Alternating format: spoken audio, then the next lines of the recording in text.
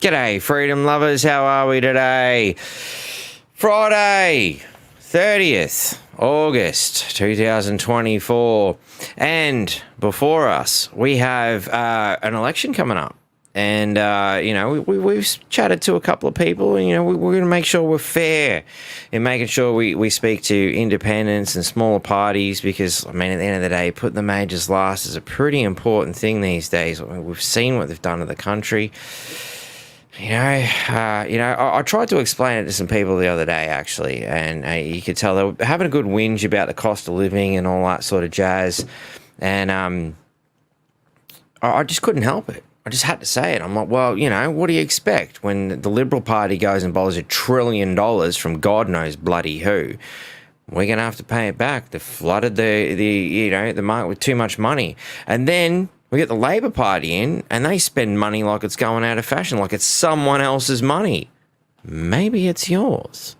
So obviously putting the majors last is a pretty important thing because, look, Liberal, Labor, backwards, forwards, all we ever do is continuously find ourselves running around in circles like a mouse on a wheel, So we need to analyse different options, I think, and far be it from me to tell you which way to go outside of put the majors last and maybe the Greens as well. Let's face it, they're not exactly very good for the country. But that said, we had a look at the Katter Party recently. Member for Thuringowa, running for the seat of Thuringowa, Reuben came in and had a yarn. So I think it's only fair that we throw, someone else in the mix. Stephen Clare, an independent, has stepped up and he'd like to have a yarn today. So, Stephen, how are you, mate? Good evening, and good evening to all your viewers. So, mate, this is not the first time you've chucked your hat in the ring to have a run at the seat of Thuringowa. And was it the Senate or the state or federal or something you did last time as well? Federal. Yeah, federal. Seat of Herbert. Yep. Yeah. 2022, was it? I think. Yeah, sounds about right. Yeah. Anyway, it's my second run around, so I'm a bit more familiar now. No worries. So, what's your big inspiration, man? Like, why do you want to sort of step up and try and, I guess, for lack of a better term, help the people? Mate, as you get older, I think you see more what's going on, and you care more. It's just a shame that I'm 61 and not 41. Trying to get. I spent the last 12 months trying to get some younger guys up to take it on because. Always thought that'd be me doing it, but we really want younger people to step in and do it, and there's no one out there to step up and do it. So it was up to me. I'm passionate about changing things, mate. You can see what's going on in the country. Like it looks like it's planned. They make some really bad decisions, mate, and we've got to fix it up. And to do that, got to get into Queensland Parliament to fix Queensland. That's it. You want to fix it up, you've got to step up, eh?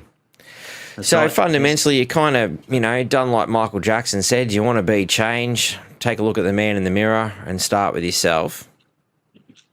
So you're stepping up to the plate, man, but what's your main motivation? Like, what was that trigger point that's gone, you know what, I've got to do something? What was it that sort of made you snap and go, right, I can't do this anymore? Well, it started with the drug problem with my brother. Hung himself back in 2007. That's when it really sort of hit home. I was just sort of lying in bed, and it was going on everywhere, mate. The suicides and the drug-related crimes was just out of control, and still is.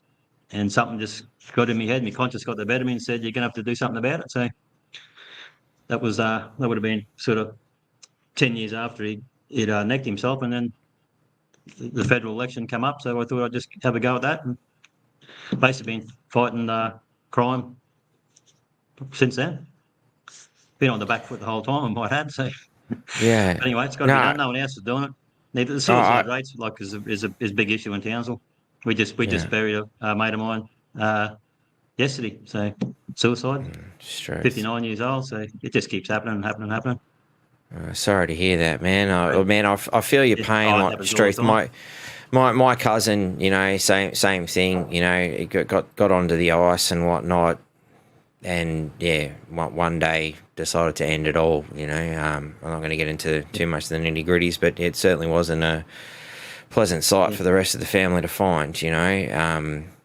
And yeah, you got to wonder, that they make this war on drugs and whatnot. You're like, well, you don't seem to be winning this war. They seem to have covered it up with they call it mental. What's the name they give it? Mental health is what they're calling it now. But all these mental health issues are all for long-term drug abuse, and they all know it. They definitely all know it. Police know it. Politicians know it. Local government, state government, federal government, they all know, and no one's going there. It's just gotten worse and worse and worse. That's what got me started. But then when you start looking into other types of crime, mate, it's just everywhere. There's just no end to it, mate. Corruption, just no end to it. You're seeing what's going on, mate. Just got to pick up the paper every day, mate, and there's something going on. Yeah. Anybody sort of wants to step up and put a stop to it, they sort of go after and attack. So it's a big fight in front of us, I'll tell you. It is. We've got to start somewhere.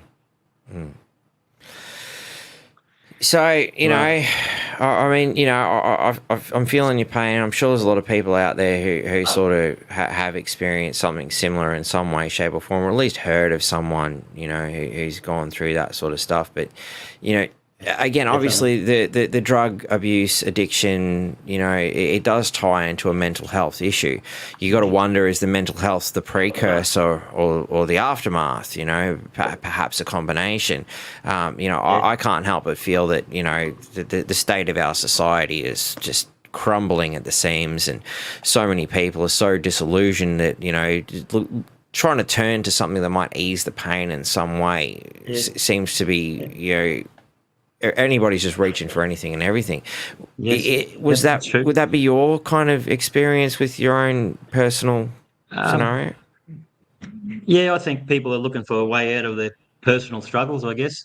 Alcohol was a big thing years and years ago, and I think that the drugs has taken over from that, I guess. But you're right, everybody's sort of struggling with their bills, their way of life, broken marriages. Relationships aren't what they used to be. When people got married, they got married for life. Nowadays, it's just 2, 3, 5 years, whatever. It just a bit of a party. It breaks down. Everybody moves on, and that's why you get all these kids off the rails. It's just an ongoing problem. It's just domestic violence is big. You just got to hear what the police say. They're always dealing with domestic violence, kids and stolen cars. It's all coming from the homes. Yeah. So we've got a big battle in front of us, mate. So that will probably be my last battle. I'm 61 now, so I can't see me going around again after this one. We've got to get some younger guys up. I'm going to spend my time there trying to rattle up and get some younger people up to stand up. Where are they? They're not standing up. Look at the local elections, a prime example. Anybody could have run against Suzy Gibakovic or Kurt Reeven. Anybody could have run against them too and got it and won it. But no one stood up. Anybody could have walked straight into them 2 jobs. Anybody. I must say, I do feel a bit guilty for not stepping up myself, but kind of feeling like what I'm doing here is, what I really want to focus on, and I can reach out to a broader audience, but I still kick myself every day for Jesus, why didn't I step up? You'd be a good guy for that. I tell you, you'd be perfect. There's only so many hats a man can wear, though. There's only so many hats. That's right. You're doing good things, mate. So everybody's fighting in different ways. Like if you can get the message out to what you're doing, mate, that's going to be a big help. I'll do my bit, and other people people just can't sit back and do nothing anymore. That's the whole issue. No one wants to do anything about it. They all know the issues. They all know the crime. They all know the corruption, and they just sit in their little slots and expect somebody else to do it. That's been going on for a long time. Yeah. People got to step up, and they're not. Well, thanks for the kind words about what we're doing here, and it's great to see that I'm able to facilitate people such as yourself, to be able to step up and do things, particularly in an independent situation, and it's amazing how many people do see it and they don't want to acknowledge it, is what I find really disturbing. Particularly, I don't want to. It's a tricky one how I dance around this particular scenario of talking to certain people the last couple of days, because they are the kind of people who are in the know. They're they're around the right places and the right people. They know exactly what's going on, but they have an astounding ability to deny that which is right in front of them. And I think a lot of it has to do with, well, they're in a cushy place. They've got a nice job. They're in a spot that hey, I'm comfortable. Don't rock the boat, man. I might fall out, But someone like yourself comes along who's ready to rock that boat. How do you find yourself received within the community? Good and bad. Look, I'm happy that you reached out to me and give me some of your time on your show, but the local media, I done an interview with the Bulletin there a couple of Fridays ago, and they dropped me like a bag of potatoes, mate. Like they didn't give me a chance. I was expecting to get a bit of me face in the paper and just a little write up or something. They've got nothing, mate. Like just they just ignored you. Start trying to. Yeah, I'll probably stepped into the council a little bit, sort of went down that road, because I'm not happy what's going on with over the road there. I could tell you that. That's just in the council, that's out of control. What's happening there? And once I went down that road, sorry, man, just to establish that, you had an interview with the Townsville Bulletin, Murdoch Media. They took the time to interview you and then did nothing with it. They didn't, not a smear campaign. Not even a, hey, this is so-and-so. They didn't even strip it down. They just dropped you like a sack of shit. I'd have been happy if they attacked me, mate. They didn't even do that because, Wow. Do everything, basically you got to steal a car and run it up to the front of the Townsville Bulletin and drive it through the front window, and then you might get a story out of them. They love crime. It's an easy story. It's an easy story, crime. That's why they love it. Yeah, well, like I said, I wasn't happy with what's going on over the council, and I laid out a few things, and that was probably my downfall, I think. There's something not right in that council, mate. There's something not right in that joint. Yeah, tell me about it. The debt, if I'll give you an example. 2 weeks before the election, I got pretty friendly with one of the councils. Good guy. But before they got in, and supposedly it was 381 million in debt. There's an article in yesterday's paper. I got it here in front of me. We're only 37 million in debt. So if these new guys are so good, and they can get 350. The current, you're saying the debt's like 380, 370, something to that effect. Well, somewhere between 380, 370 million in debt. And there's been, but the local paper's saying 10%. Well, the paper here today, the 29th of the August, I got it right in front of me, which was yesterday. Second column down the bottom, the council was given an update on budgetary figures, and that it is currently about 37 million in the red. So I'm taking that with 37 million in debt. Is that how I'm reading it, or? Wow, I can't see what you're saying, but 37 million in the red. No, I don't reckon that's right. That's not a lot of money. Well, we got paid parking and the rates going up if that's the case. That's not a lot of money. I think it's a lot more than that. I think they can manipulate the figures to read how they want it to, if you know what I mean. Like you can swap the numbers around and then make it look good for a day, and then bring the debt back on and back to where we were. So, for instance, perhaps a bit of, and I'm completely hypothetical here, something to the effect of, well, we owe 300, million, but we have 270 million in assets. That means we only owe 30 million. That must be how they're doing it. Very, very simple. And I'm not saying that's how they're doing it, but to dumb the concept down, that'd be the fudging. Yeah, but assets isn't real funds, is it? I mean, I'm sure there's every government's going to have assets, but I don't think they're funds. Who knows what the real story is? But there's something not right anyway. That's for sure. Yeah. Well, as I said to Troy a long time ago, I'd love to see all the bits and pieces, what's going on. I want to see the figures. What do we owe? Where are we? I mean, and that's transparency. As I understand it, our mayor's having a bit of trouble trying to be transparent. It seems like he's hitting brick walls left, right and centre. We've got the only newspaper in town which doesn't want to acknowledge they ran his previous newspaper out of town. He tried to provide an alternative voice and they ran him out.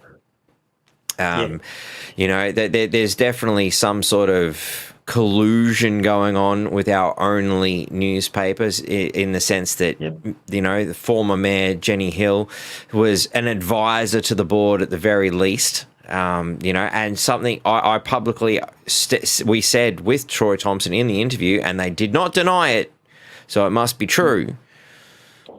So there's definitely a Labor hand within that newspaper, So how much can we trust their reporting in this instance? Yep. And all we want is the truth, don't we? Like we don't care if we're $400 million in debt or $37 million in debt. Just give us the truth, just so we know, and that we're not getting the truth. No one knows what the truth is. I mean, they probably don't know themselves. So just give us the truth, mate. So I don't know.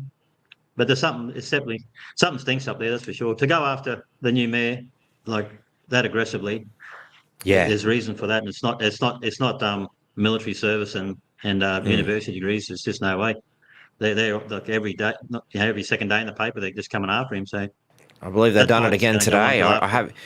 I've seen a headline. I haven't had a chance to read the article myself, but as I understand it, they're going at him again, and there seems to be a bit of division.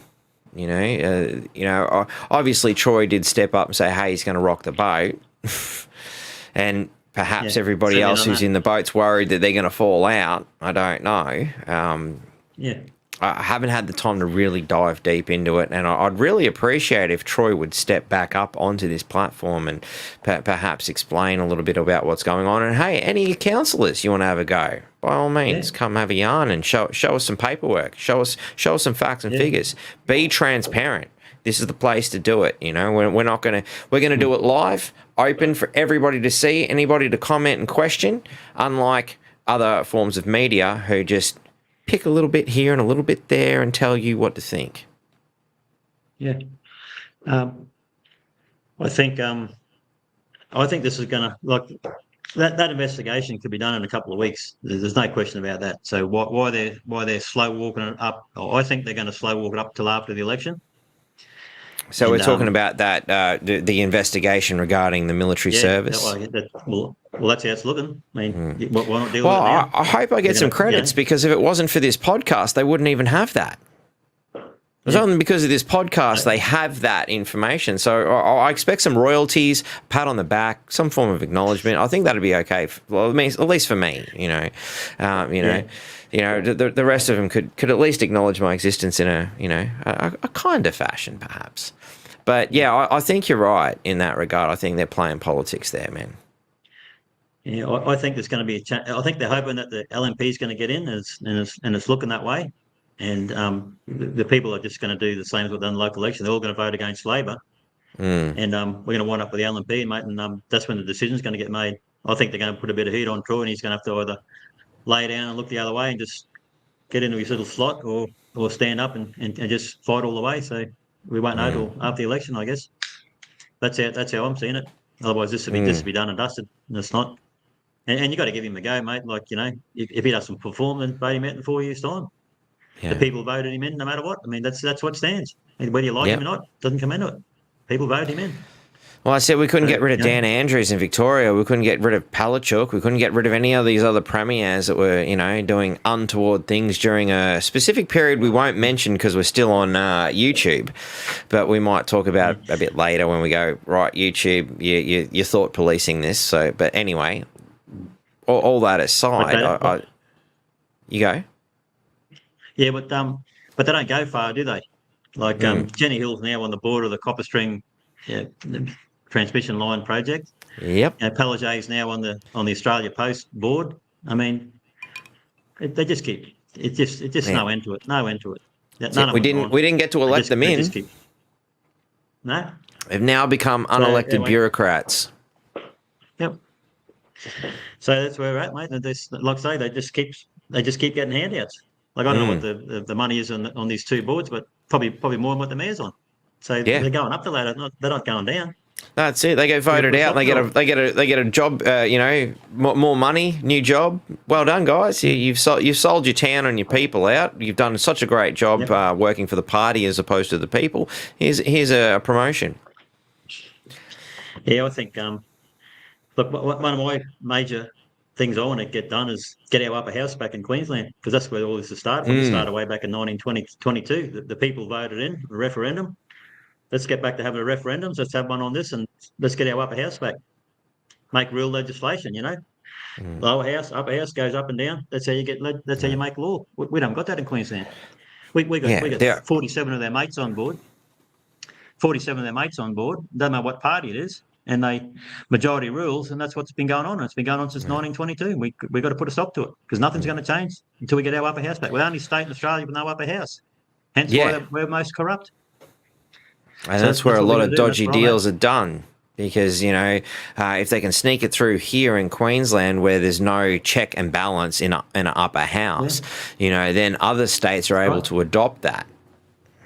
And that's where a lot of really dodgy legislation's getting into. And Queensland needs to wake the fuck up big time on this. Yeah. We need that upper house returned. I'm absolutely astounded that it was removed in the first place. Like, I don't know what bullshit they told the people back then to allow that to pass in the first place. Like, that's right.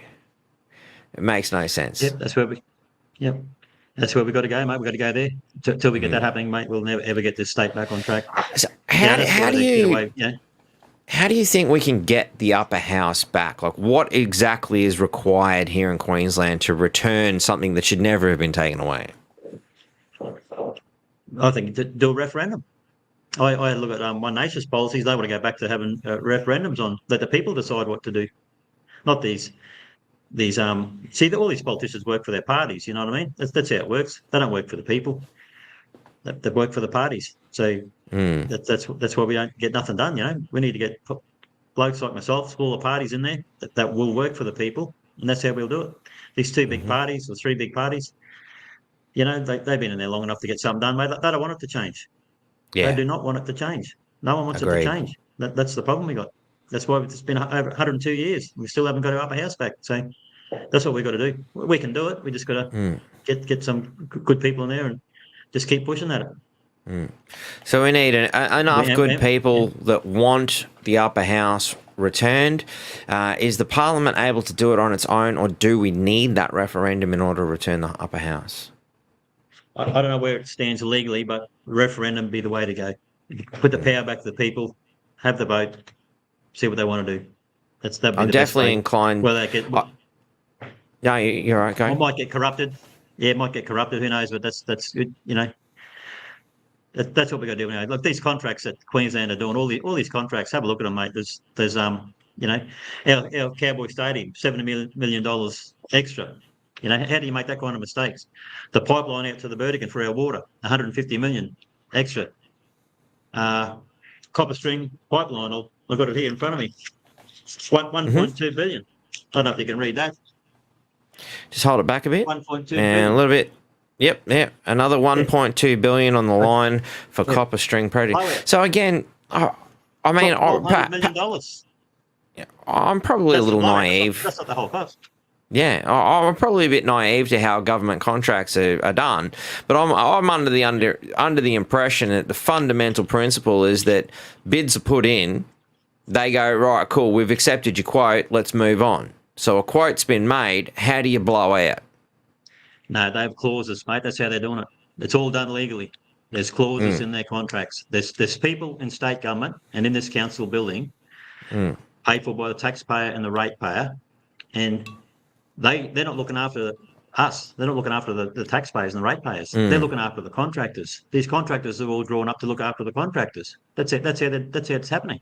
And it's been going on for a long, long time. We've got to put a stop to it. They should be looking after the people. Like, I understand that there'll be clauses in contracts because over 12 months everything goes up 10%, but not 50%. Not 100%. That's what's going on. And no one knows who they are.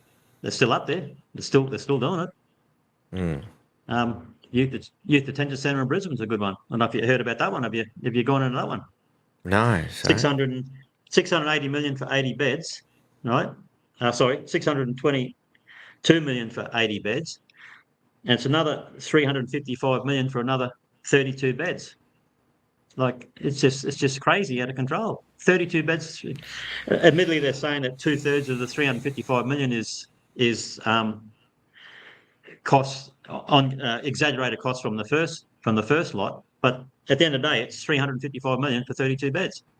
It's $10 million For the a lay bed. person, I just got to ask the question. Explain what the fuck an exaggerated cost is. Well, when I say exaggerated cost, I mean just like the pipeline blows out, extra 150 million. So they're saying that two-thirds of the 355 million dollars is costs that have gone up since it first started. Basically, it's just like the pipeline for 150 million. It's just like the stadium for 70 million. You know, the copper string pipeline for 1.2 billion. Same thing. But it's just way. If you got some of your audience there, if you got some builders in there, put them put a little sentence in them. Fundamentally, it's like we've gone, let's say, for example, okay, it's going to be 100 million to produce this item. Oh, shit, we've run out of money. We need another 50 million. So an exaggerated cost is the 50 million. Is that fundamentally how it works? It'd be in the clauses. They can't do it unless it's in the contract. All these government contracts are contracted. They're just contracts. They can't. So somehow it's in the clause. We don't know because they'll never show us. But that's the only way they can be doing it. They can't just say that they want an extra 150 million because of whatever it might be. But it's got to be in the contract. Show us the contract. I wonder that's what we want to see. If there's a way we can get a freedom of information request. There's probably not the right term for Queensland, but I think I can't remember the exact terminology, but fundamentally, it's a freedom of information request. If we can actually request that information in some way, shape, or form, there have to be some way because it's a government thing. So we might have to look into that. It'd be so much easier for somebody that got into Queensland Parliament who wasn't aligned with any of these 2 or 3 parties.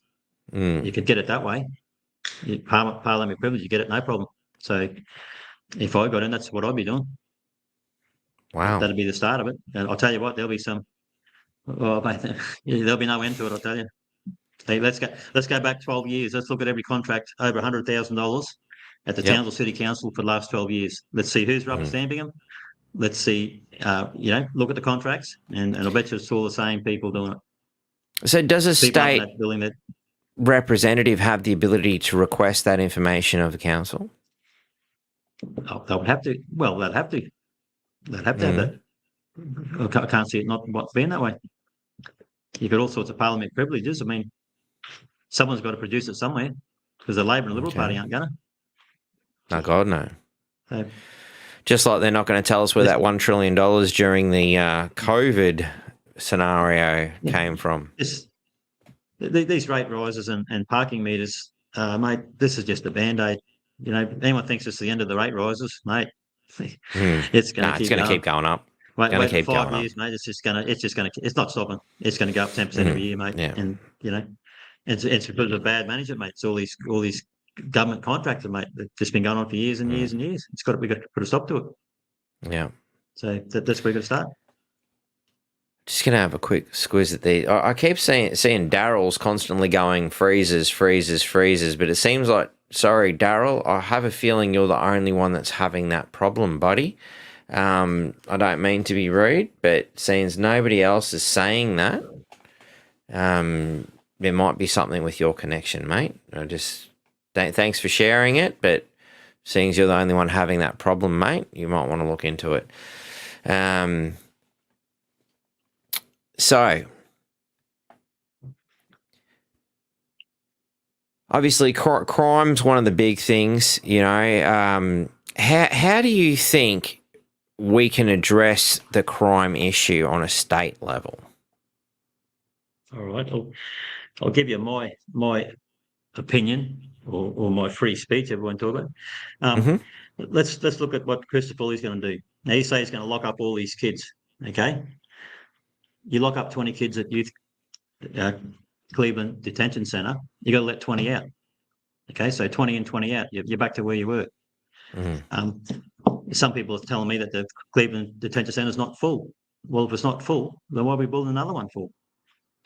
So the problem's going to keep evolving. We have to go back to the homes. That's where we've got to go, because you lock up all the 14, 15, 16-year-olds. You got the 12-year-olds coming through, the 10-year-olds, the 8-year-olds, the 6-year-olds. It just keeps evolving and evolving and evolving. And this stolen car racket that they're all talking about comes pretty strong in the last few years or couple of years. My car got stolen 34 years ago by a 15-year-old kid. It's been going on for a long time. It's not just the last Yeah. couple of years. Yeah. So it's just going to keep But it's happening. We've got to go back to the escalated. homes. Of course it has, yes.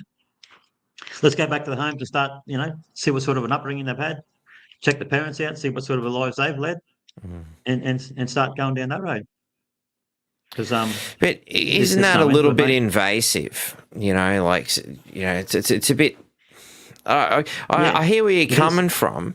Like, it's a fine line but because I'm all for freedom, and I kind of feel like fucking get the fuck out of my life is kind of where I'm at when it comes to government. I'm like, man, if you're the government that says, man, I'm going to get out of your life and let you live it. Sweet, I'll vote for you. But what you're proposing here is actually somewhat invasive in a sense.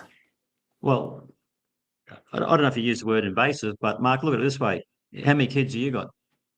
4. Plenty? Are your kids out stealing cars? They're No. not. Yeah, so because of that, you're on it, that's why. It's got that bad, mate, that we have no opportunity. Sorry, we got no it's got that bad that we've got to have to do it because what other avenues is there? We've gone everywhere else. We've had all these on-country programs and. To be fair, let's play it out, okay? So you're proposing that we go and have a look at the families, but under what are our circumstances? Like, what kind of terms and conditions? So, I mean, perhaps your son or your daughter, or whatever, 16 years old, plays up, got mixed up with the wrong crowd, did the wrong thing. Do we pounce straight away, or do we have like two, 3 strikes, then we investigate? How do you see this playing out in a fair system? Because I think everybody's entitled to a fuck up or two. I mean, obviously you don't want to see that level of, fuck up, but at the same time, I don't like the idea of government and authorities intervening, too much, particularly. And again, when you look at the Indigenous scenario and stolen generations and things, we're going to get political pushbacks and stuff. So how would you play this out in a fair way? Probably get all the data together, see what sort of family lives they've had, if they come from broken families, if the father's involved, and just to start putting all that together and then look at it to see exactly what we're in for. At the first stage is just getting all the information together. Go back to the home, see what sort of life they've had. It's only, we're at the wit's end, mate. There's no other. Where else we're going to do? We just can't keep going down this road, mate. It's just not going to stop. I've had a dozen cars dumped within a stone's throw of my front door. I've had four in the gutter directly out of my house. 4 of them in the last few years. So, mate, there's no other. I can't see what else we're going to do. There's no other way out of it. We can't just keep what we're doing. I hear what you're saying. I'm not shooting the idea down. I'm just trying to understand if you've thought like through at least a basic sort of game plan. I'm hearing that, hey, let's look at some information and get some stats. And obviously, from my personal understanding and things I've seen within the media, we are dealing with generally the same people continuously repeat offending to the extent, or I've even heard it from specific police officers that, hey, we arrest one kid, sorry, yeah, cool, 13 years old, just don't do it again. And then you find the same kid either the next day or a few hours later not giving a rodent's rectum, And then there's scenarios where I've been along in police ride-alongs and stuff like that where they go out and they go, right, you turn up to some place like, holy shit, any wonder there's something wrong here. You just see from the front of the house, it's not right. This is not an environment for young kids. And then there's scenarios where they would be like, hey, well, look, this is they've taken the kid and they've moved him from mum to an aunt, so it's still within the family, but this aunt gives a shit where mum's on the terps or whatever and she doesn't give a shit. So those sort of elements, and I think the police force has the ability to see that. Even from me in a single police ride along, I was able to see just from the front of the house. I didn't even have to go in. You just see what's going on from the street. Something's not right here. How do you think we can sort of put that into policy? Yeah, well, that's what you said is probably working. Like, get them out of these environments, get them out of these households at an earlier stage. But why are they having kids in the first place? Like, if they don't want to look after them, then why have them? I mean, I've got one boy, he's 15, and I don't think I'm the best father in the world, but I chose not to have any more. So why are they just having more and more children if they can't look after them? I mean, there's got to be. If we just keep doing this, mate, it's just gonna keep getting worse and worse and worse, and locking them up's probably not going to help. So I don't know how exactly to do it, but we have to go to the homes. I don't think the Labor and the Liberal Party want to go there because it's just a whole new tin of worms are going to open up, and they don't want to go down that road. So, but we've done all this other stuff, mate. It's been done for 30, 40 years, mate. We've got to keep. That's all I can come up with. What we're doing now is not working. I mean, everybody agrees on that. Yeah. Locking them up, mate. If you let them out, they're going to go back to doing it again. So we definitely need some sort of protection. So, I mean, maybe a month ago, I think it was, I had a lady on here where the government actually weaponized the idea of removing children from a home because she was speaking out against the government. And it's interesting where I see, we've got these instances of kids who are repeat offending to the extent of, moving into triple digits even, and they're just let out time and time again, sent back to the family. One woman speaks up against the government, doesn't like what they're doing. All of a sudden, her kid's taken off her, and she's going through months of shit to try and get her own daughter back from a very traumatic, for lack of a better word, abduction by their own government. Yeah, well, so it seems to be that they have the ability to do that if they really want to, but they're not doing it.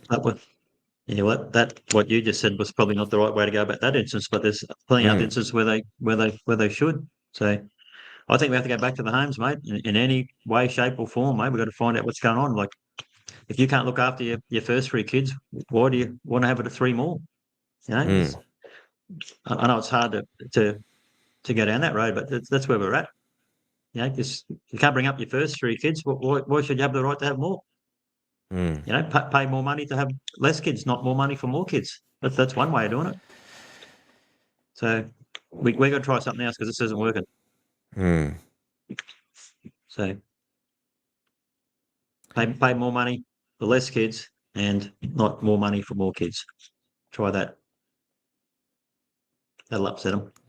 It's an interest. How do you implement that, though? I don't want to go down that road because they'll shut me down to pieces. But that's where we have to go, mate. It's just not. What other options is there? Like, no one wants to go to do anything. It's just going to get worse and worse and worse. No one's come up with any ideas. Locking them up. Well, sure, lock them up. But then what? Then you did 10% in Brisbane. It's $8.7 million per bed, plus running costs. 132 beds. We could fill that in Townsville in 1 week. Then what? It's not going to work. So that's just my opinion, mate. It's not policy or anything, but just I think we have to go back to the homes and start doing something. I'm hearing what you're saying, but I think, from a voting perspective, I'd like a little bit more clarity on what it is you're trying to propose here.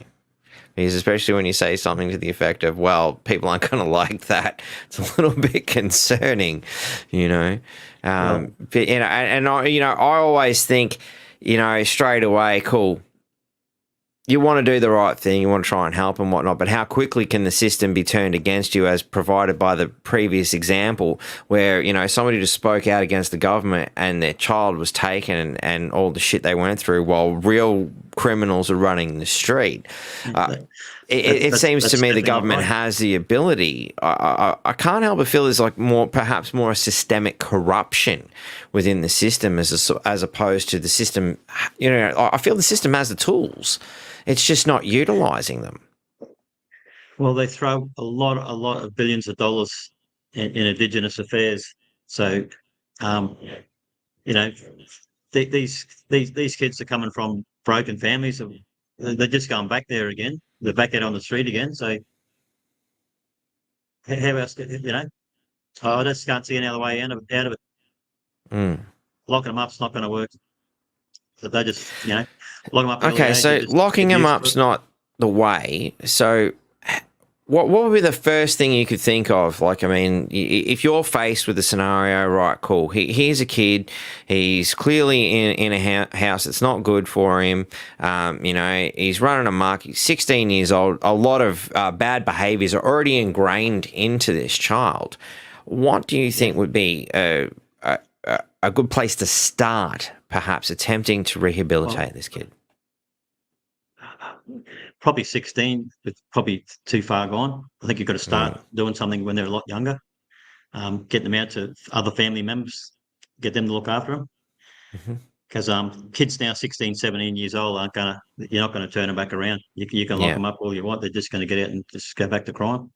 yeah. What else are they But going to do? again, rehabilitation is sort of where we're looking. What do you Get think them would working.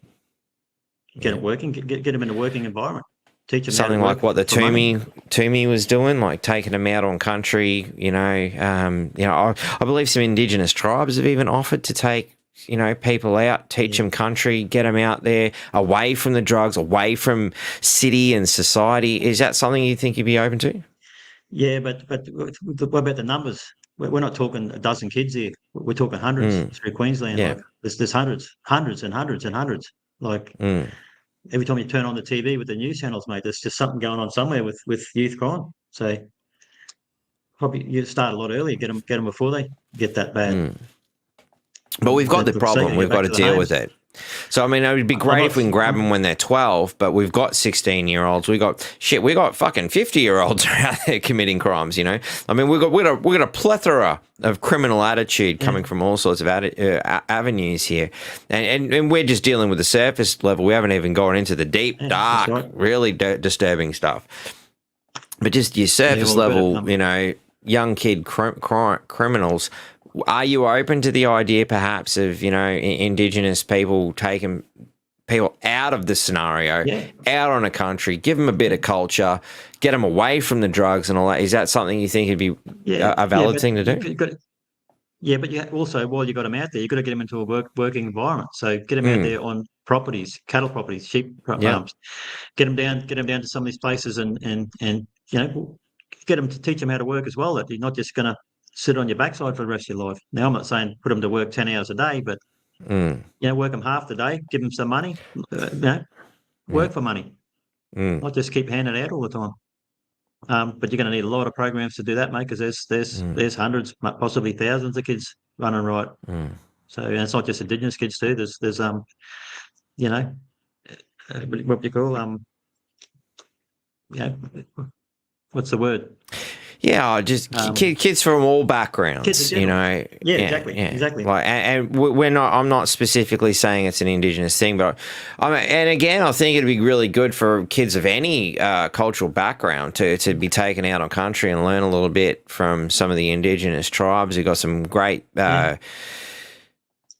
things to offer, a great culture to offer. Having been out there myself, I found it quite beneficial for my psyche and just to get out away from society. I think in a lot of cases, and this is just my personal opinion, that society itself is the toxic element, as well as obviously family and things like that. But I talk to some teachers and stuff like that, and they're telling me that the kids are being fueled a lot of insanity, that they can't read, they can't write, they can't do maths. Like the whole education system's like falling apart. Teachers can't discipline the children in any way, shape, or form. So one person I spoke to recently even described that I'm not a teacher. I feel like I'm a mental health worker in an insane asylum. Were the words that were used to me. Yeah, but it all starts at home. That's where it starts from.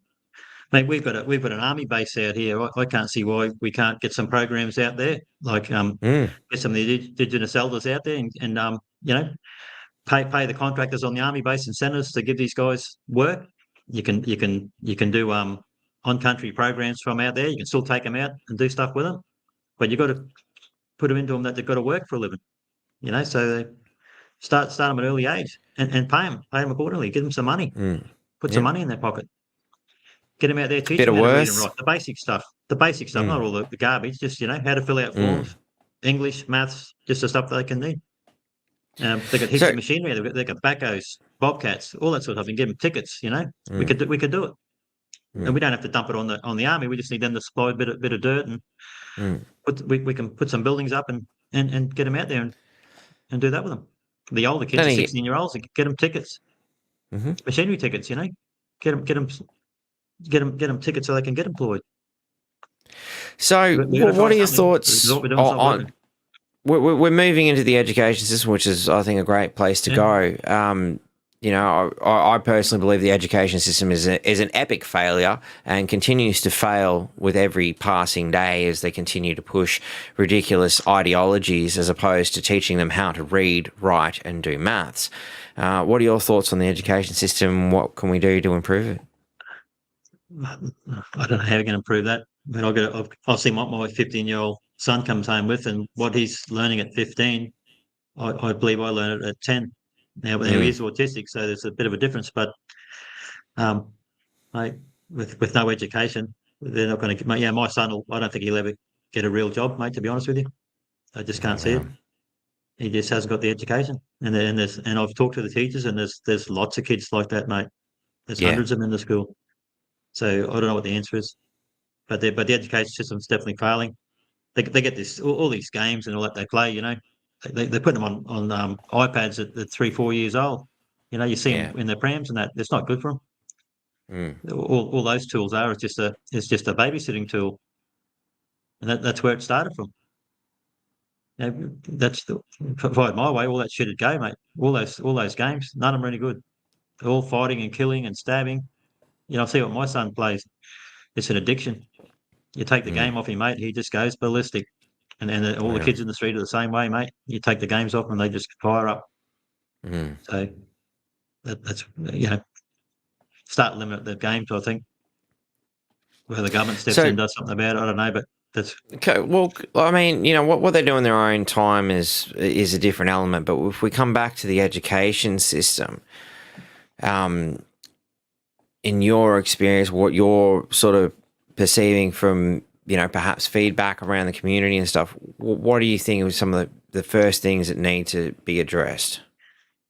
I think they should just go back to the basic maths and English and the basic subjects. I mean, my son was getting taught, I think it was French or Japanese in grade 3 or 4. He didn't Hmm. even know the basic English language, and they got him doing that. Right? You Yeah. know, it's just madness. I think Mm. someone's got to do something about it, because what good would French in grade 3 or 4 be good to anybody? No good whatsoever. Now I'd rather have him extra 2-3 lessons a week doing maths or English any day. Mm. That's where we're going. Mm. So I don't have the answers to everything, mate, but the whole society's just broken down, every single part of it. So Mm. it's all doom and gloom, mate. I just don't see any. I can't see. There's just no end to it. So, all right. Well, Just go let's back to the basics. wade Is through the that answer. fucking back to basics. I'm inclined to agree. I think we should Yeah, definitely be just basic focusing maths, on the reading, writing, and maths should be the writing. core Yep. elements. Obviously getting out the room. I mean, one thing I personally experienced. I was talking to a kindergarten teacher, and she was obviously well versed and well learned in her field, and she was saying that particularly with young boys, they learn a lot better with a physical, hands-on, get out and play sort of scenario, because that's generally how we as a species has evolved. We get out, we chase, down dinner. Yeah. Yeah. That's what we've done for so long. The idea of imprisoning children, sticking them in this chair and making them sit there all day is torture. Yeah. Particularly at that early age, I think it's utter madness. I can't help but feel we need to find some way to evolve the education system to be more hands-on, physical, out in nature, in some way, shape or form. What are your thoughts there? Giving kids like my son calculators in grade 4 or 3 is not the way forward, mate. Mm, Let them do the maths on a paper like we did, mate. That they can't do mm, basic maths. They give them the calculators in grade. It might have been grade 3, but definitely grade 4. Getting a calculator. It was in their. It was on their book list. The calculator. They're still going on today. It's a It's just, crutch. mate, shouldn't happen. Shouldn't have a calculator. Go back to That's doing it. proper, like you said, the basic stuff.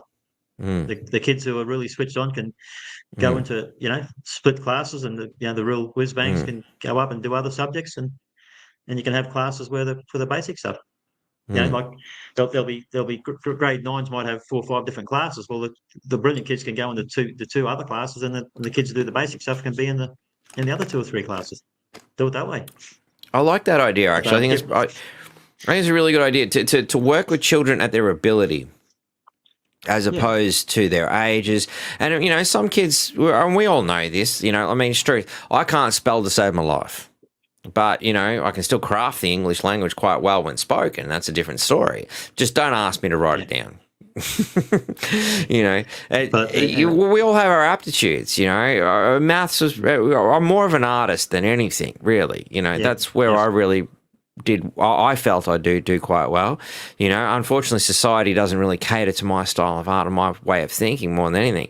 So, But anyway, without getting too self-indulgent, I feel that everybody's sort of got their own thing, and I can't help but feel we have such a regimented, overbearing control system within the education system where everybody has to be like cookie cutter, churned out, like, everybody has to be a star. Oh, hang on, nah, we've changed our mind this week, we're a circle. Fuck that, we're a square now, and it's like generation after generation, star, we've got enough stars, nah, we need some more squares, fuck that, we're going circle, like they're not really catering to the individual, they're not really catering to enhancing that which they're good at, or even, trying to help them where they're not quite so good.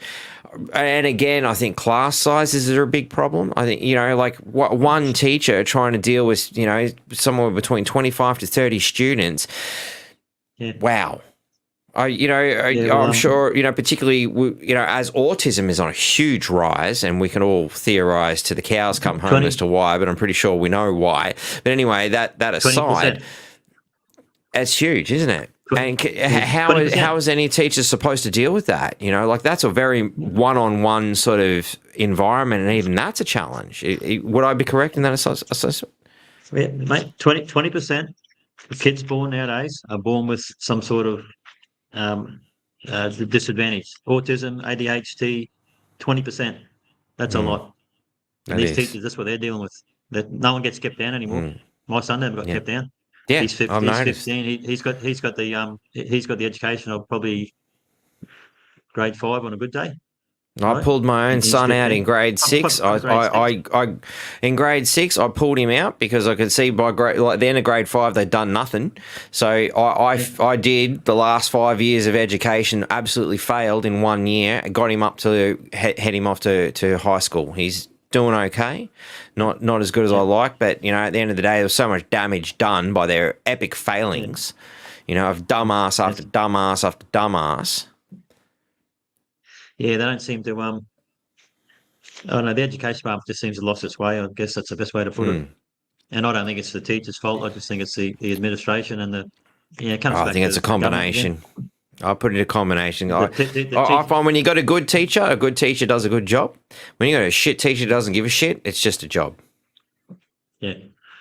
Yeah, so no one gets kept down either. So I think so. They just keep pushing them through. So I don't know the answers, mate, but there's nothing good coming out. But if they kept them down, they'd have to admit fault. And we don't want to do that. Yeah, and I think that's another big problem. They don't want to admit fault. Yeah. Yeah, I just want my boy to come out with able to spell, able to read, able to write, and do maths to get him through life. That's all I want. Well, we're supposed to be sending them to school for an education. They don't seem to be getting it. Yeah, so like I say, teachers doing everything they can, but I think the problem's a lot deeper than that. In my experience, anyway. So day one, you voted in. Where do you start on fixing this? Upper house. That's the first thing. We've got to get that done, mate. I think that's the first thing we've got to do. Obviously, you've got to have balance of power to do anything. So you have to have a fair bit of luck too. So These other parties, this should be done years ago, mate. They're not, none of them, they haven't done anything. They're just working for the parties. We've just got to put a stop to it. We just get small parties, independents, and I'll take my head off to any independent that's running, because you don't answer, to these parties, and they don't like it.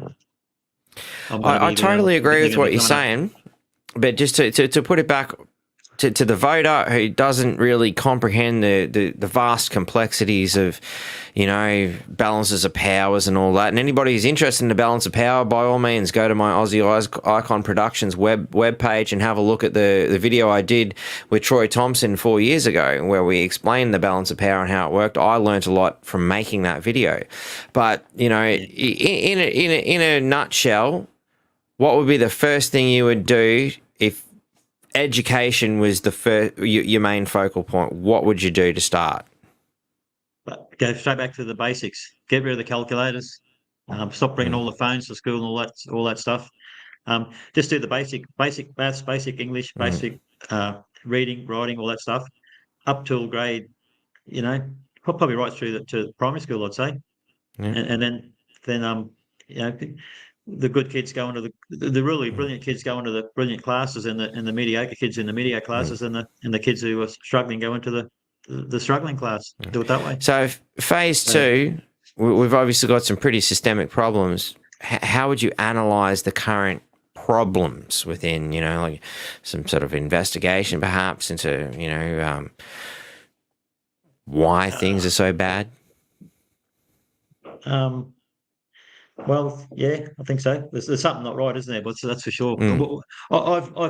I went down to the AEIOU over here in Acreville one Saturday. This was a few years ago. I picked up the Saturday's paper and I read that all the Susan McDonald, Philip Thompson, they're all down there doing this big opening. So I went down there to just to suss it out a bit. And of course, locked out. They're all inside there with the front door locked. But they left the back door open. I went around the back and the back door was open. So I walked in the back door.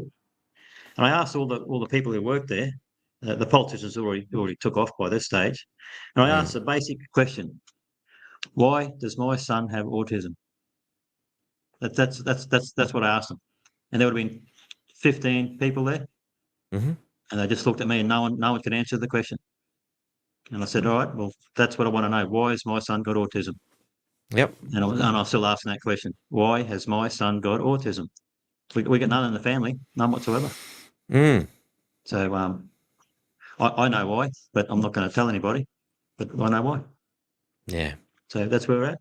20% of kids are born with some sort of, and it's rising. Disability is the word. It's raising. That's just massive. Yeah. That's massive. And it's a huge burden. And it's a massive burden, not only on the specific family, but, society as a whole. Schools, society, because they're all coming through. They're all going to grow up. That's where we're at, mate. So I don't know, mate. It's just going to get worse and worse. I don't know. I don't know the answers to everything, mate. But I can tell you now that this country is going to shit. We need to fight it every way we can. So look, there's a start there. We've got all these government departments, all these universities, all these things. Well, let's start with that. Why all our children, 20% of them, come with with disabilities, maybe autism, ADHD, whatever it might be. Just find out why. Let's start there. Sounds like a good plan, man. I'd certainly like to have the answer to that question. You have a look at, I think it's Children Health Defence. RFK Jr.'s been, running for quite some time. He's certainly thrown some interesting papers out. What are your thoughts on RFK joining in with Trump, just to throw it to a world category? Personally, I didn't see it coming. I really wanted RFK to win, a lot of people go, oh, you're one of them Trumpers. I'm like, no, man, I want RFK to win, I wonder if the Democrats seen that coming. I'd take that a step further. If I was Donald Trump, I'd give him he was talking about having this, the RFK with his old man getting shot and what have you. They're going to come and say this time he's going to expose the whole lot. Well, I've got a better idea. Now that what's his name? Is it Bob? Is it? What's his Robert? Bobby Robert. Right. Well, now that he's joined up with Trump, we'll give him the job, right? Because he's going to be looking for a job in there. They've already said that. So what part of the administration he's going to play? Well, that's his first job. Have a look into all that, upturn it all, get it all exposed and investigate the whole lot and don't leave no stone unturned. We all know what the truth is, but let's put it out there so that everybody else knows. Well, that's it. It's pretty. Yeah, what a show that is, isn't it? Eh? But that's Oh all yeah, good news, mate. So, but yeah. it's not going to be. Look, are they going to cheat? Who knows? I can't see it being fair, mate. I think that I don't know. It's just going to be. It's just going to be a blowout when all this goes down in November. So, Trump, in my opinion, I think he should shit this in by not even close. But mate, you don't know. It's all the information's out there. What went on? People are just too lazy to look for it. It's all there. Just got to be able to get on the internet and look for it. It's all there. Everything that went on. Yeah. Everything that went on. It was just one big scam. The whole show. Let's hope that he gets back in, because if he doesn't, mate, it's going to be on, isn't it? If Trump don't get back in, it's going to be some real bad shit going on in this world. I can't help but feel it doesn't. I don't think it's going to matter which way it goes. There's going to be a lot of pissed off people, because it's such a segregation in society now. It's not a case of, oh well, I voted, oh well, we didn't win. Going down to your local footy game, particularly here in Australia, we tend to not kill each other when your footy team loses. Maybe over in Europe when it comes to soccer or whatever it is, or they call it football, but anyway, here in Australia, call my footy team lost. Yeah, might be a bit upset and pissed off for a day or two or whatever, but you get over it. But I can't help but feel that things have been so polar. Such polar opposites now, particularly in America, where something's going to give. I don't think it's going to matter who wins. There's going to be a shit fight. Yeah, most probably, but it's got to be done, mate. I think like everybody says to me, they're so much better off with Trump for them 4 years. Yeah, we had no wars. I'm more concerned of the 4 years after that. What's going to happen after his 4 years? Then what goes on? It's a good question. I pondered that myself. I'm like, who's going to step up after him? Like, is that? I mean, again, that seems like a prime position for. Hang on, Trump sets it up, gets it all going. RFK, Junior does a great job, and then he steps into the next spot. Is that the way they've kind of planned this out? Perhaps. That's the way my mind's going. Yeah, because then the Democrats couldn't win if that happens. So. I don't know. It's going to be interesting times anyway. We'll say that much. Yeah, definitely. We got our own battles to worry about over here, so I'm not going to look that far. For sure. Yeah, we just a little segue. Just a little segue, because I think RFK Jr. is doing some amazing work, particularly here, and potentially answering the question regarding what the hell's going on with autism and various other astounding health issues that have only risen within the last few decades. Like diabetes, obesity, so many other problems, and now we've got this whole trans thing that's going nuts, and I don't even know if we really want to go there, but. My God, I can't help but put that into a realm of what the fuck. Is it all coming here? Wow, can't help but feel it's already here. Yeah, yes. I just got an article here on my desk somewhere where the Catholic Church is now, where is it? Baptism for trans people. Like I was born a Catholic, wow. And it seems to go out the window now. Trans people getting baptized. As trans people. Yeah. So I don't know. We're just going down. It's just some real stupid shit going on. Are they that desperate for numbers in the Catholic Church now? Like, oh mate, I was born up in a Catholic. I was a Catholic. I've been baptised and what have you, and I went to Catholic schools, mate. And the shit that was going on there. Everything you see, but it's all real. I've seen it. Yeah. All the brothers. I mean, it makes sense. Most of the brothers. And you look at what George Pell was doing and all the, accusations and whatnot around him. Well, I guess perversion just seems to fit, doesn't it? And look at all those people that come forward and put their, they come out and told the truth, were honest, and just all backfired on them. Yeah. It's just sickening. Like definitely. that. Anyway, I don't want. It's just not Yeah. good. Pedophilia is big in Australia. It'll be around Yeah. for a while yet, by the looks of it. 28 names. Yeah. Senator Struth gone blank. Heverton, was it? Heverton? The Wood Royal Commission? Yeah, I haven't gone that into it, but go back to what we had in the old days, mate. When all these pedophiles went to prison, they went to prison with everybody else, and the problem got sorted. That's it. They live Natural in their justice. homes with yeah. I mean, they don't have to go in there with the hard ones, but there's no deterrent, you know. There's no deterrent. That's why there's no stopping of it. It just keeps happening. You don't pick up the papers. There's someone's getting molestation going on or whatever. So, Yeah. mate, I think I've seen something about one of the greenies. Well, I think I'll check me thing. 39% of cases wind up in jail. I think I read that somewhere. 39% get locked up, and the rest of them just walk in the streets. So That's it's insane. a pretty serious crime. Like, you know. Oh, I think it's the most serious of serious. Course, you know, and it's just. I mean, and I'm not a religious person. Spiritual, yes, but I don't prescribe to religion. If I was asked to redefine the word religion, I would give it the dictionary definition of institutionalized spirituality. But that said, you look at the story of Sodom and Gomorrah, where, the town had just gone rampant and they wanted to basically rape the guests of Sodom. He's like, oh, look, just take my daughters. They've never been with anyone, you got some fresh meat here. Like, can we at least show the out-of-towners a bit of respect before you just, sodomize them? Hence Sodom and Gomorrah, in case anybody never figured that out. But no. The town had gone that mad to the point that God fucking turned the plate to salt. Like, come on, man. Our society seems to be heading in that same sort of very disturbing realm. Yeah.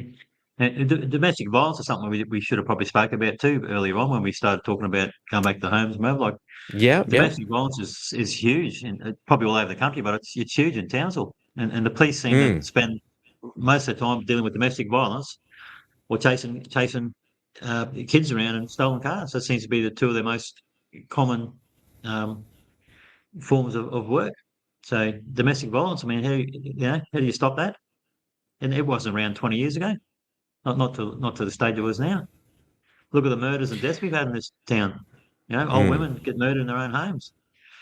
Castle law, they want to bring in castle law. Okay, I'm all for that too. But how's an 80-year-old woman going to go out and front someone with a baseball bat? She'll be dead in 2 seconds. So, So do you think she should have a shotgun? I think that anybody that can pass all the tests own a small caliber firearm and can hit the target. That's another joke. Now they're going down this road, right? You go get a gun license. You don't even touch a firearm. You don't even touch one. It's just insane. You don't even have to go out to shoot a target. Well, I haven't actually gone through it because I kind of figured they just wouldn't give me one because of my podcast. But yeah, well, they took mine off me, so I'm in court next month trying to get that back. But like, what did they take your gun license off here for? Sorry, I just really want to know about that. Oh, well, there's sort of a bit of a lead up to it, but I've had dealings with kids and young adults out the front of my house with stolen cars, whatever. And it's been going on for years, right? And one was walked past videotaping my place with his phone, walking past. So whether we're going to do it, and they did come back a week or two later and did try and break in. I've taken photos and all that of it.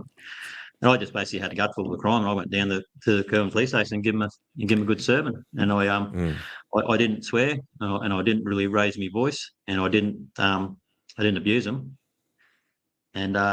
And they just got a bit offended, and I just got sick of the crime, So it was, if the Munningmurra police station was close, I probably would have went to that one. But the Kirwan one's just around the corner, so I went down there and I gave them a 5-minute spray, not abusive. I didn't swear, and then they got really offended by that. And 2 weeks later, they come and took my weapons license off me. Said I was I can't remember the actual terms, but what was it?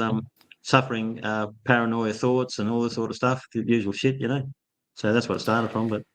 So they've fundamentally taken your guns off you under perhaps a mental health sort of realm of thinking because you were pissed off that they weren't doing their job.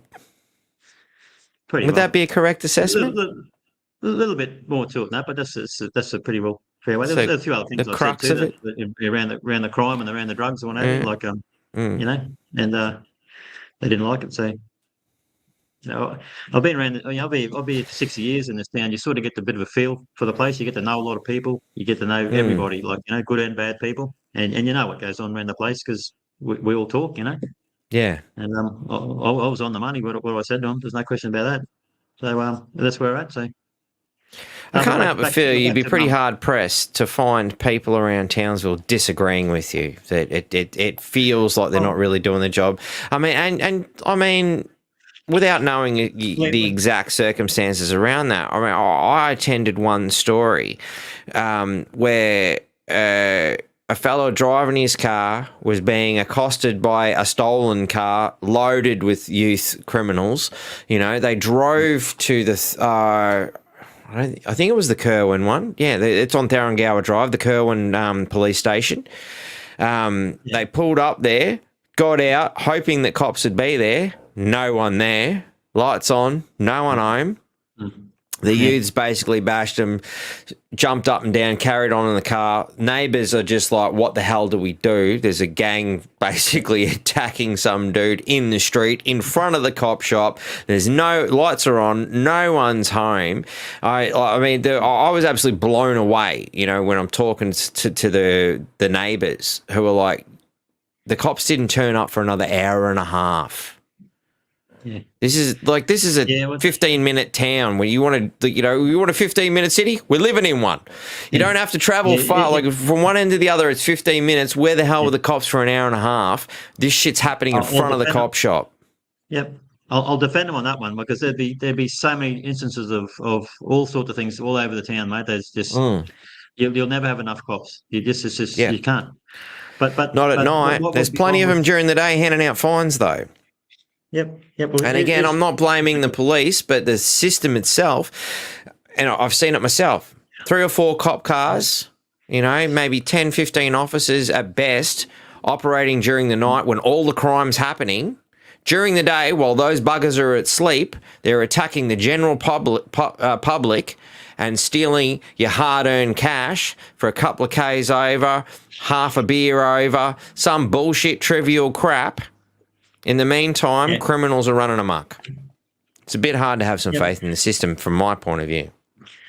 Well, here's the names of 5 women that were brutally murdered in Townsville. Rosemary Russo, Elizabeth Kippen, Ruth Dodd, Pamela Corliss, Corrine Henderson. Now, these people watching your show, I'm sure that they'll be known. Now, 4 of them are probably over 70 years old, I imagine. How are you going to, with castle law, how are they going to? Who's going to defend these women? There's hundreds of thousands of women in towns who live by themselves, and they're the easy targets. These grubs who are going around to these houses doing home invasions or looking for cars and what have you, they're not going into some bloke's place who's 30 years old, 6'4". They're picking targets that are, they're getting these old ladies down the supermarkets and taking their keys and their handbags and stuff. So, back to what we're saying, like if you can hit the target and you go through all the right criteria, drug tests, handle firearms, because you don't even handle firearms in this. That's a joke. Like you don't even have to hit the target. Here's a driver's license. You've never driven the car. That's what they're doing. So more responsibility and less restrictions.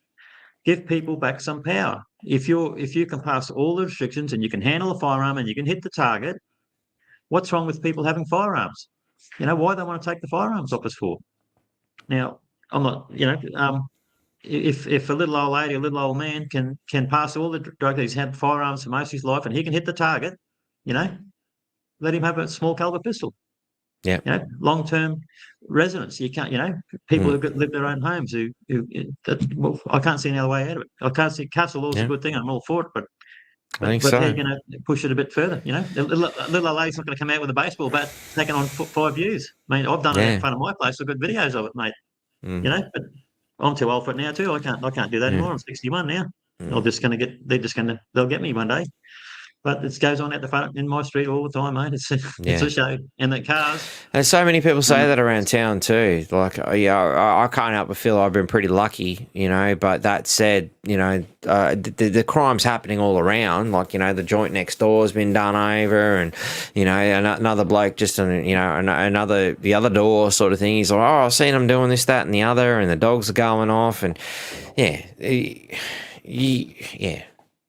we've all seen it. We've all been a part of it, and particularly having been in the media, I've seen so much dodgy shit, and unfortunately, I don't see a lot being done, man.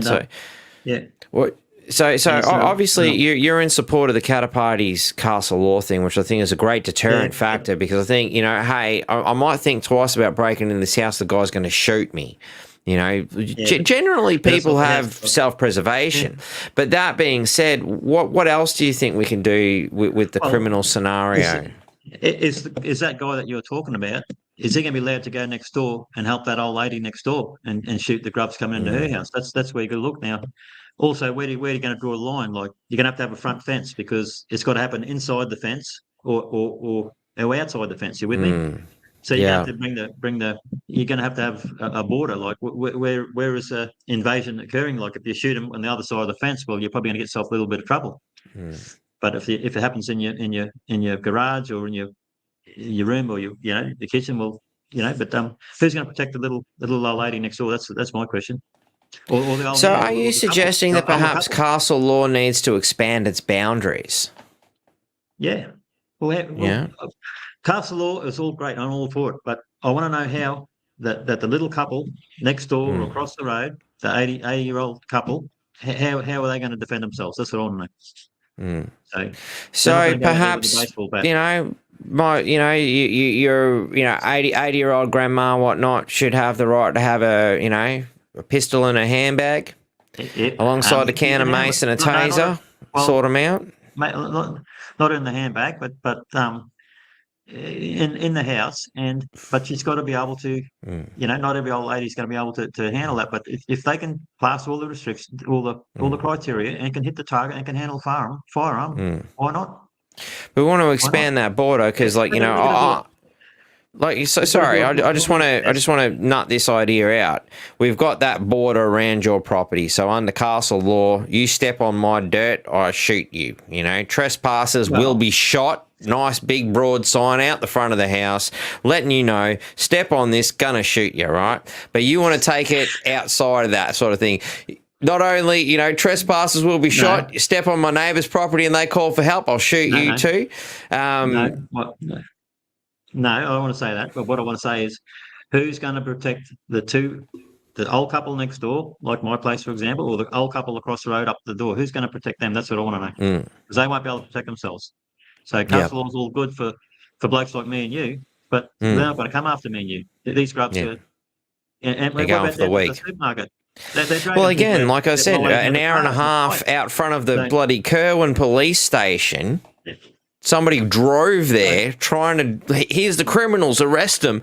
And an hour and a half later, after an abusive assault, they finally turn up.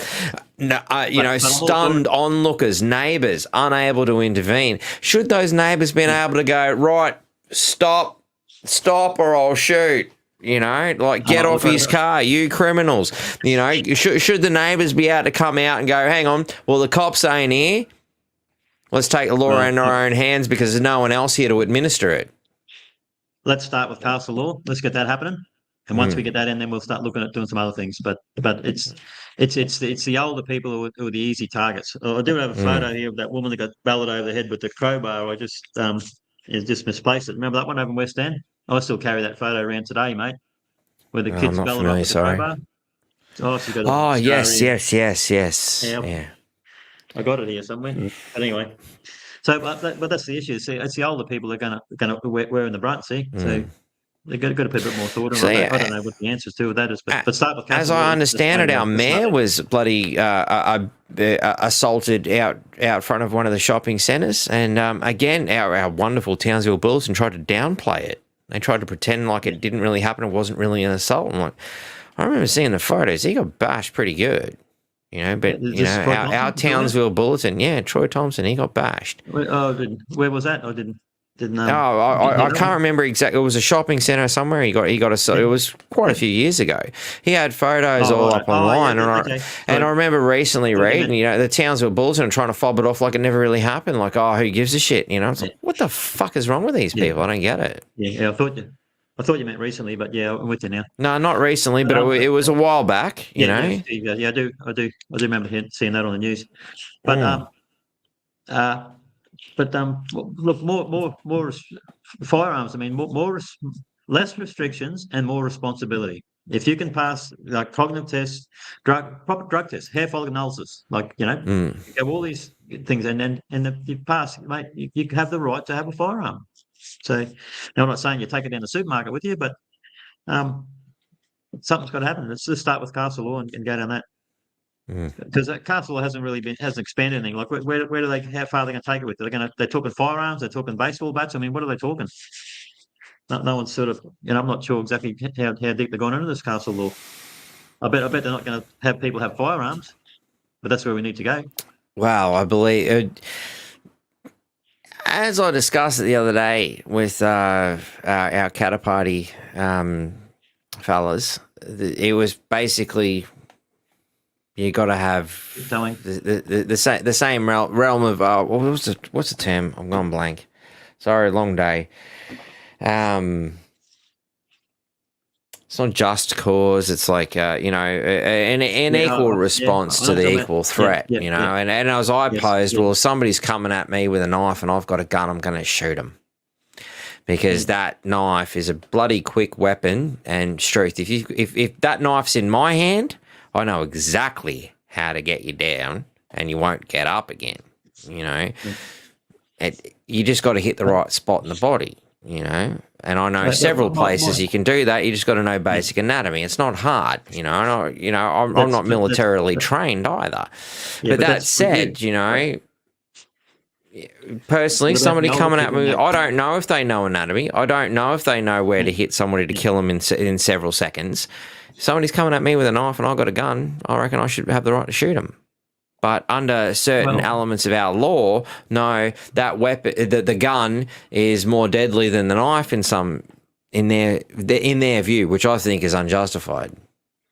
I don't understand why good, honest people who pass all the correct criteria should not have firearms. That's my argument. But it's the use of that firearm. So if I've got it and I'm allowed to have it, I've passed all the tests and all that. Like I said, somebody comes at me with a knife and I shoot them. Is that okay? I'm more concerned with the old couple down the road and the old couple across the road. That's all I'm concerned with.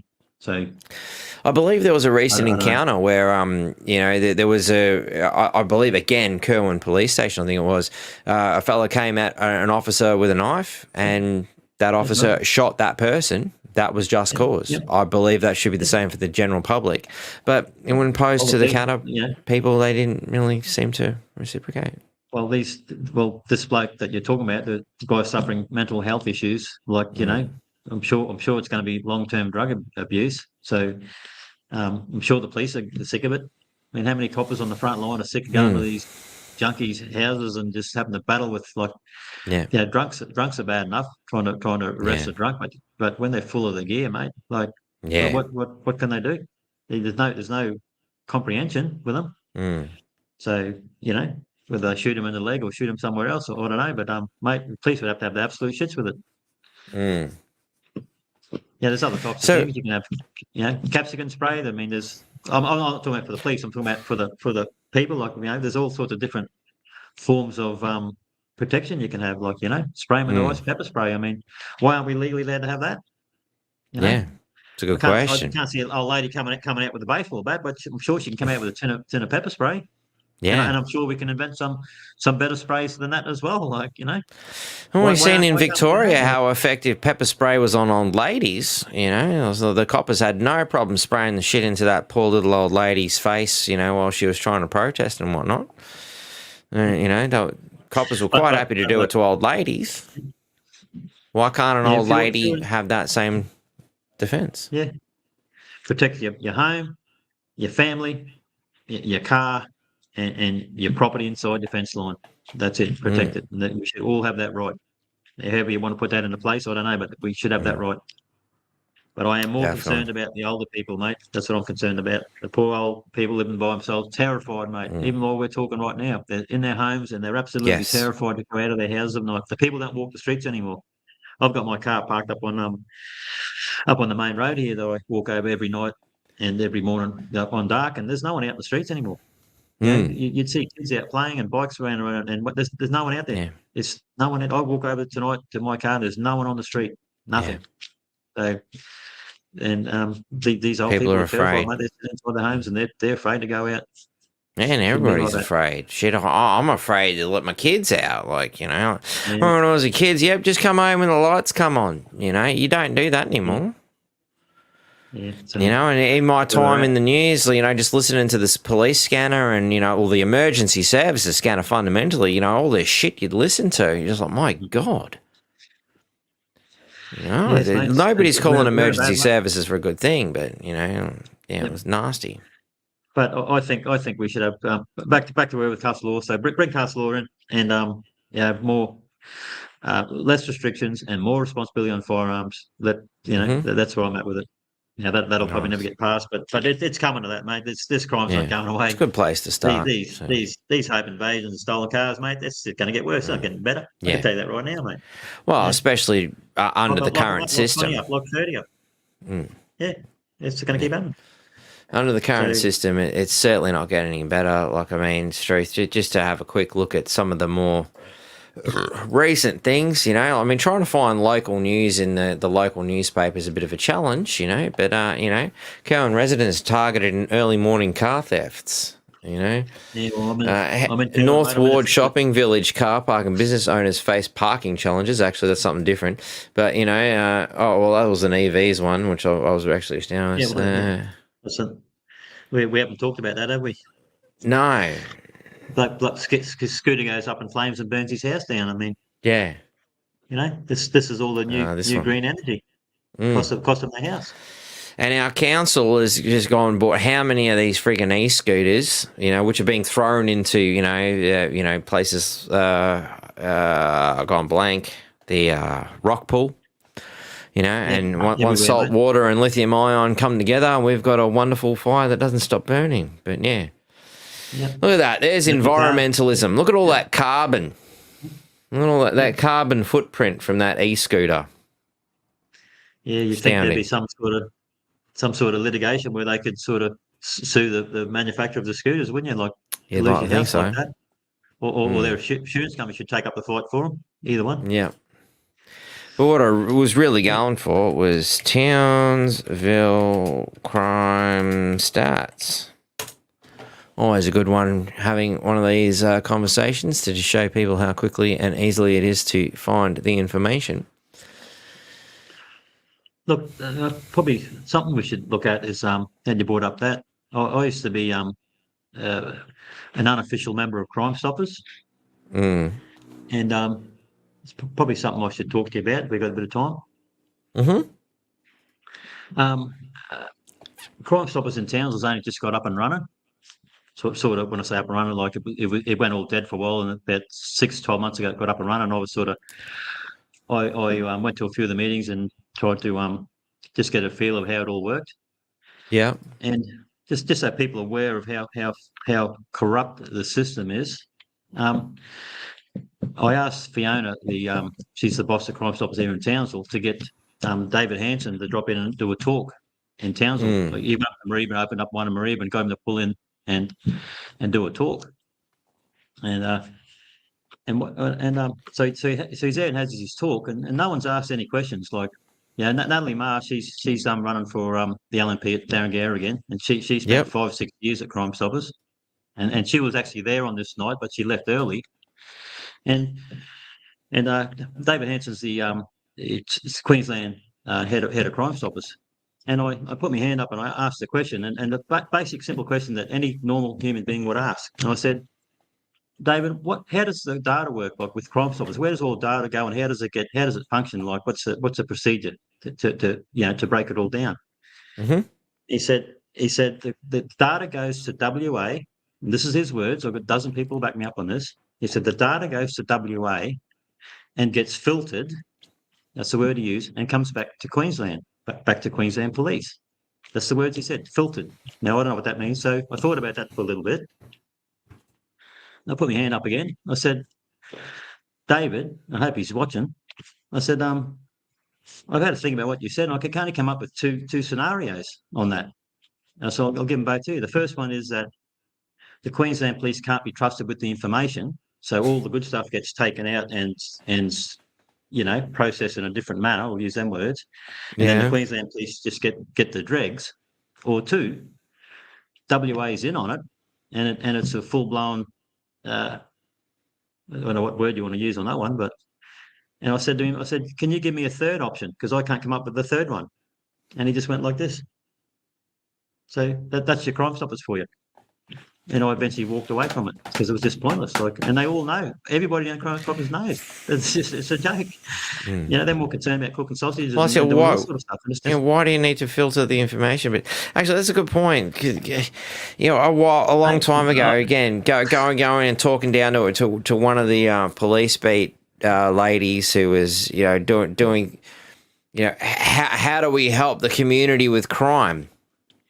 And their solution was fundamentally to, you as the potential victim need to defend yourself by buying this product and buying that product and defending yourself this way and the other. But, get a better screen door, have a guard around the lock so that it's harder for them to get through. You don't want them flywire screens where they can burn through it. It's like, oh, cool. So you've identified all the problems and you know how they do it. Yeah. Do you think taking the criminals off the street might be a good idea? No. You as the potential victim need to defend yourself better, but don't have a gun. Don't shoot them. Don't leave your car keys lying around. Yeah. Just build a better fort. That was fundamentally what it was. An education seminar on how to build a better fort with a low budget. And that was my experience at Crime Stoppers, mate. So I just couldn't keep going back. And I couldn't. I knew that Queensland Police weren't going to have me in Crime Stoppers because the forms were to be a fully fledged member of Crime Stoppers, you've got to fill out the forms. I think it's six pieces of 6 A4 pages, and I knew that if I ever filled out the forms, that I would get kicked out of Crime Stoppers. So I never ever filled out the forms, and I hung on as long as I possibly could without filling out the forms. And it's just a joke, mate. It's an absolute joke. And then you get blokes like I'm not going to, don't want to run down any other guys, but guys like Michael Pugh turns up and starts cooking sausages down at Bunnings, pretending to be this crime fighter. It's a joke, mate. It's a joke. So that's what happens with Crime Stoppers, mate. So there's any good information going to Crime Stoppers it's just getting filtered out, and it's not getting back to the real brunt of the police force. That's my experience, and I've got witnesses who'll back that up, mate. They were his words, mate. He said it gets filtered. So what does filtered mean? I don't know. That's the only thing I can come up with. So what would be your first solution if you were given the charge to fix Crime Stoppers, having been there? What would be the first thing you'd do? Take it out of the police hands. That's the first thing I'd do. Make it an independent sort of scenario. Well, the Queensland Police, run the QPS. They run all these the mocks. It's all run by the complete police union of Queensland Police Union of Employees. So, and they've already centralised power in the sense that right here, right now, if I wanted to call a crime in here in Townsville, my call goes to fucking Brisbane. Goes to Brisbane. And then Brisbane decides what Townsville can do about it. Well, I bet fucking that nuts. Myself, mate.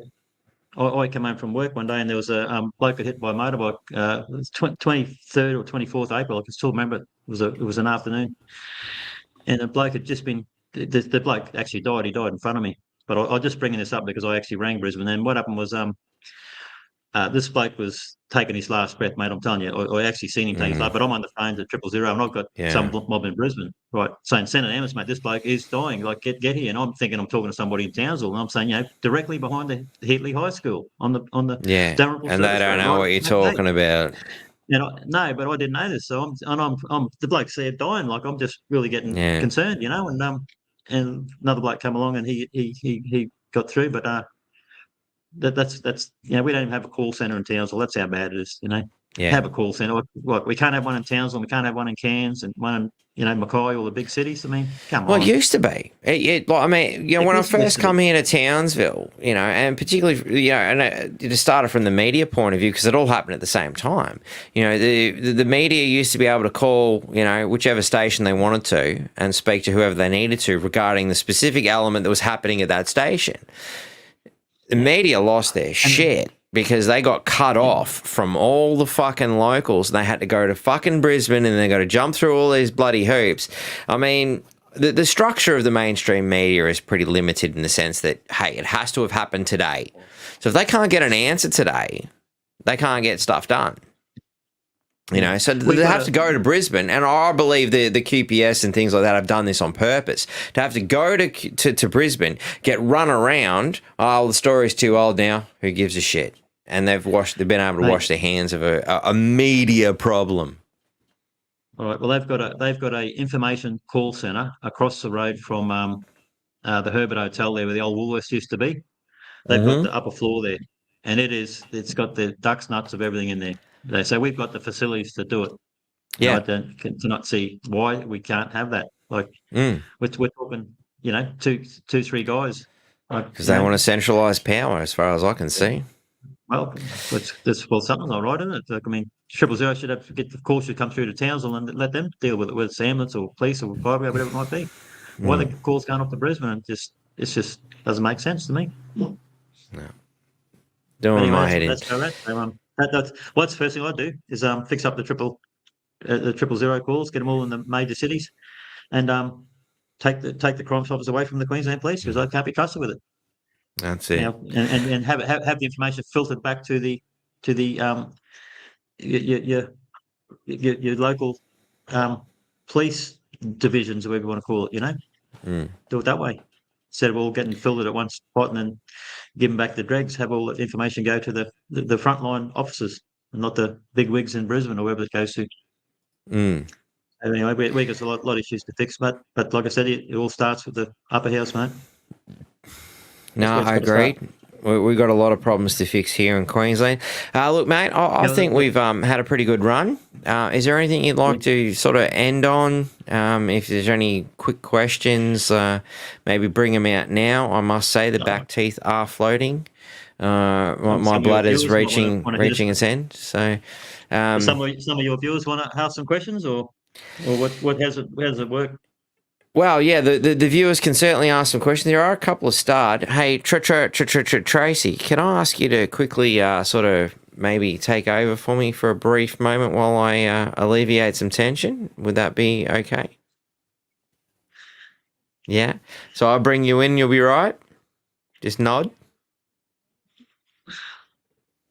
I can bring you in if you can't remember how to do it.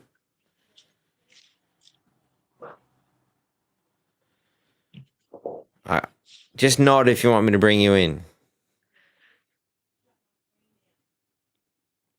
Turn the screen off. Righto. You want me to keep him entertained while you go to the toilet, mate? Yeah, that'd be a good idea. We'll do that. Hang on. Oh, Zach's there we go. Zach's got it sorted. All right. Tracy's going to take over for me for a moment. I'm going to bring Tracy in here. I'm going to drop out. I'll be back in a moment. No worries. You there, Tracy? Yes, I am. And actually, that's good because I've been trying to type something up for you. And it's taken me this whole time to get to an end because I've been doing these comments. So what did I do? I did want to bring up with you, Steve, was that you were talking about your son and learning at school. Yeah. So what I did start to put up was that parents seem to have forgotten that they have the power over what their children are taught in school. Now, all the parents have seemed to have forgotten that because my daughter has Asperger's, but they didn't know that back then, right? So they couldn't teach my daughter, and she, I taught her to read. I taught her maths. The teachers couldn't teach her.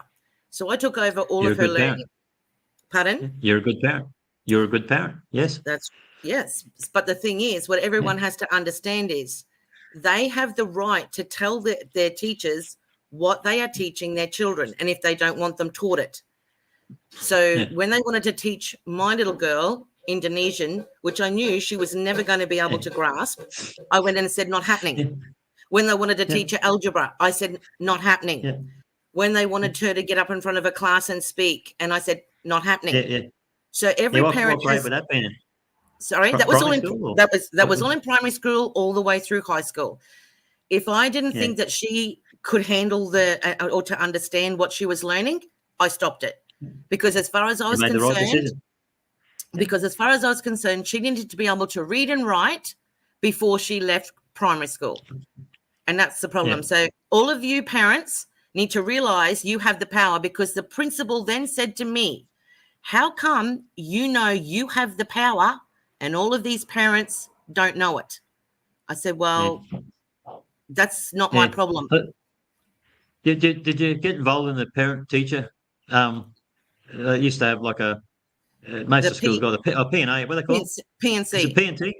Yep. P&C, that's the one I'm thinking of. Yeah, parents and citizens, is it? What's the C stand for? It's called Parents Association.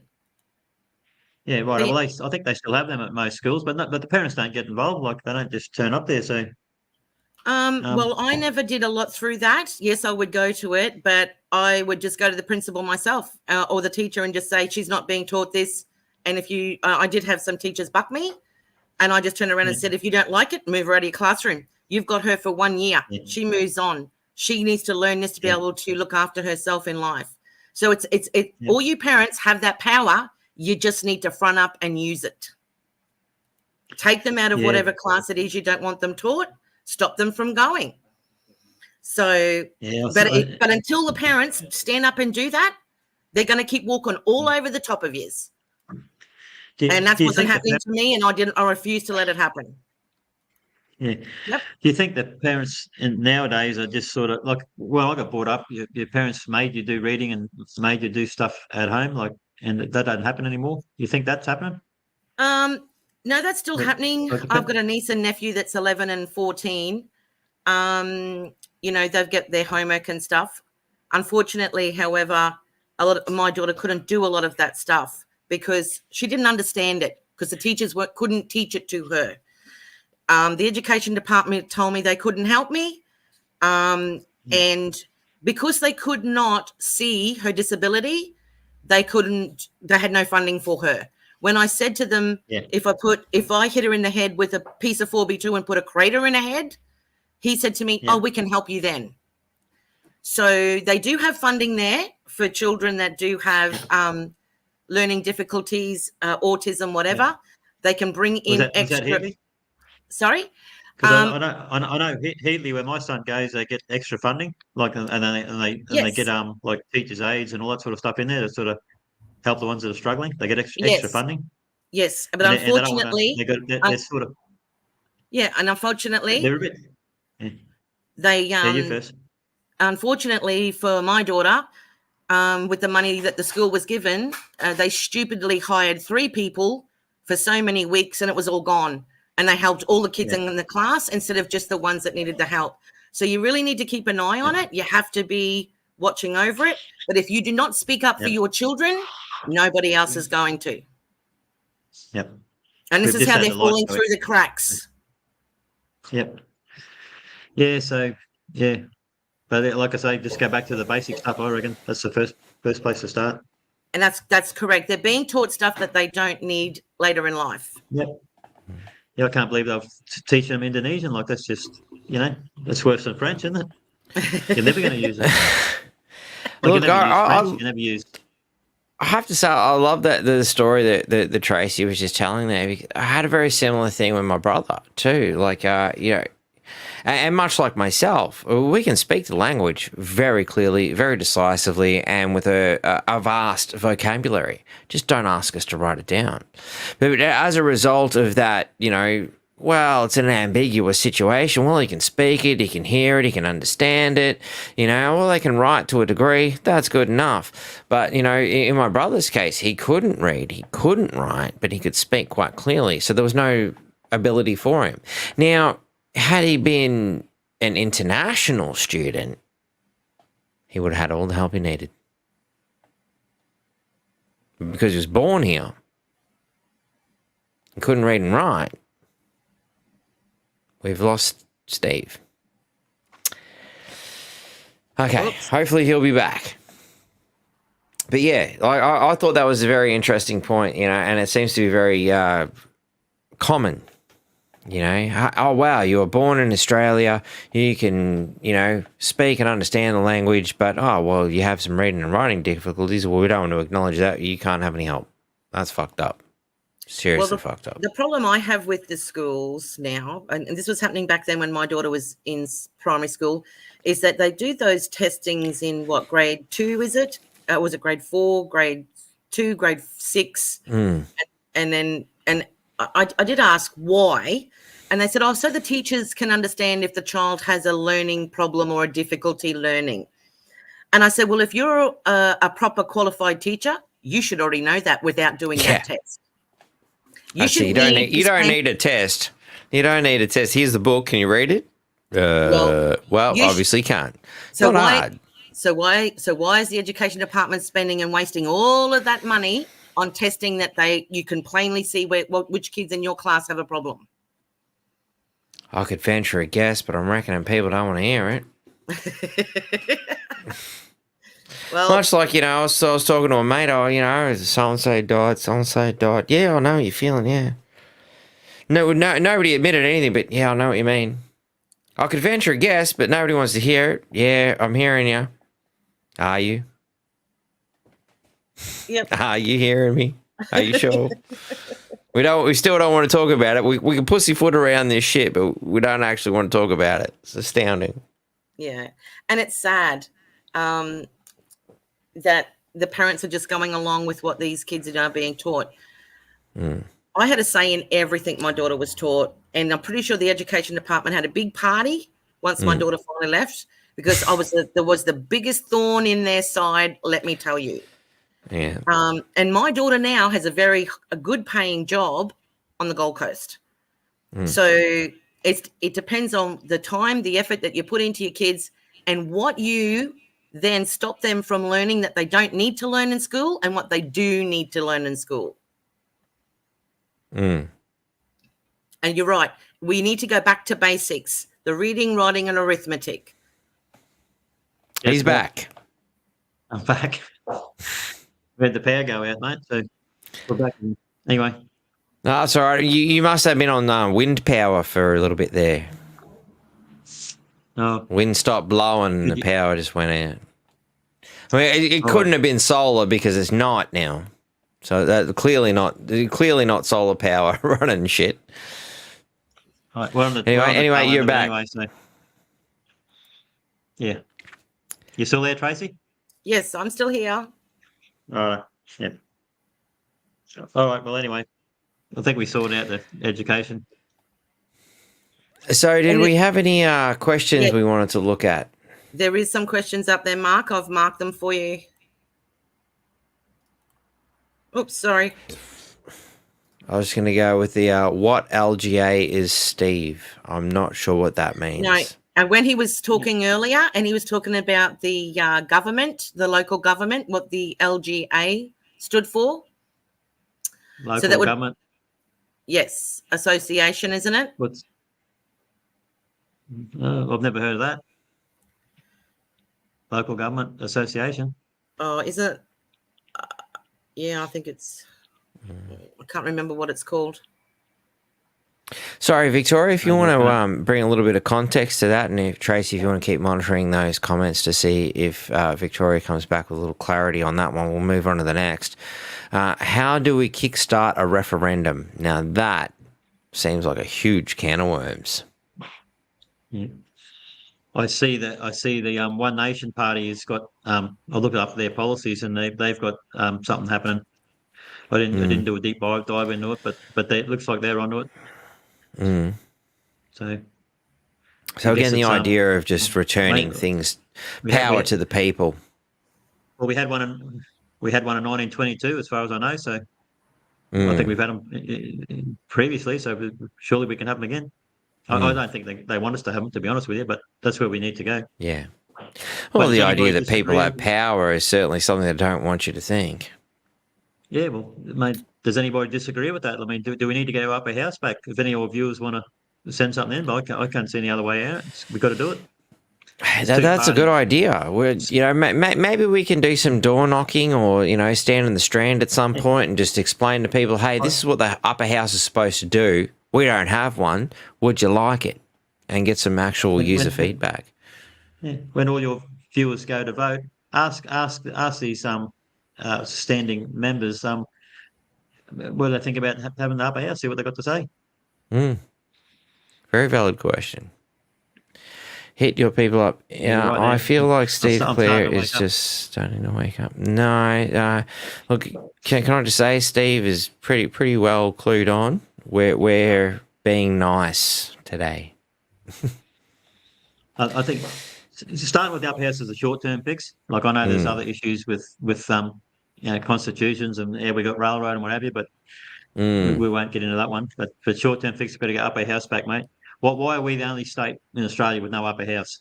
Yeah. Ask your politicians that question. When all these people go out to vote, when you see Harper or it's Dale Last or Phil Thompson or whoever it might be, ask them, why does Queensland not have an upper house? You see what the answer is. Does my head in.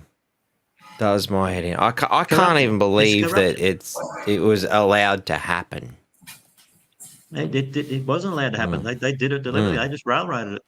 That's where the corruption started. It just started way back then. That's it. No end to it. No end to it. It's been going on for over 100 years, mate. There's no end to it.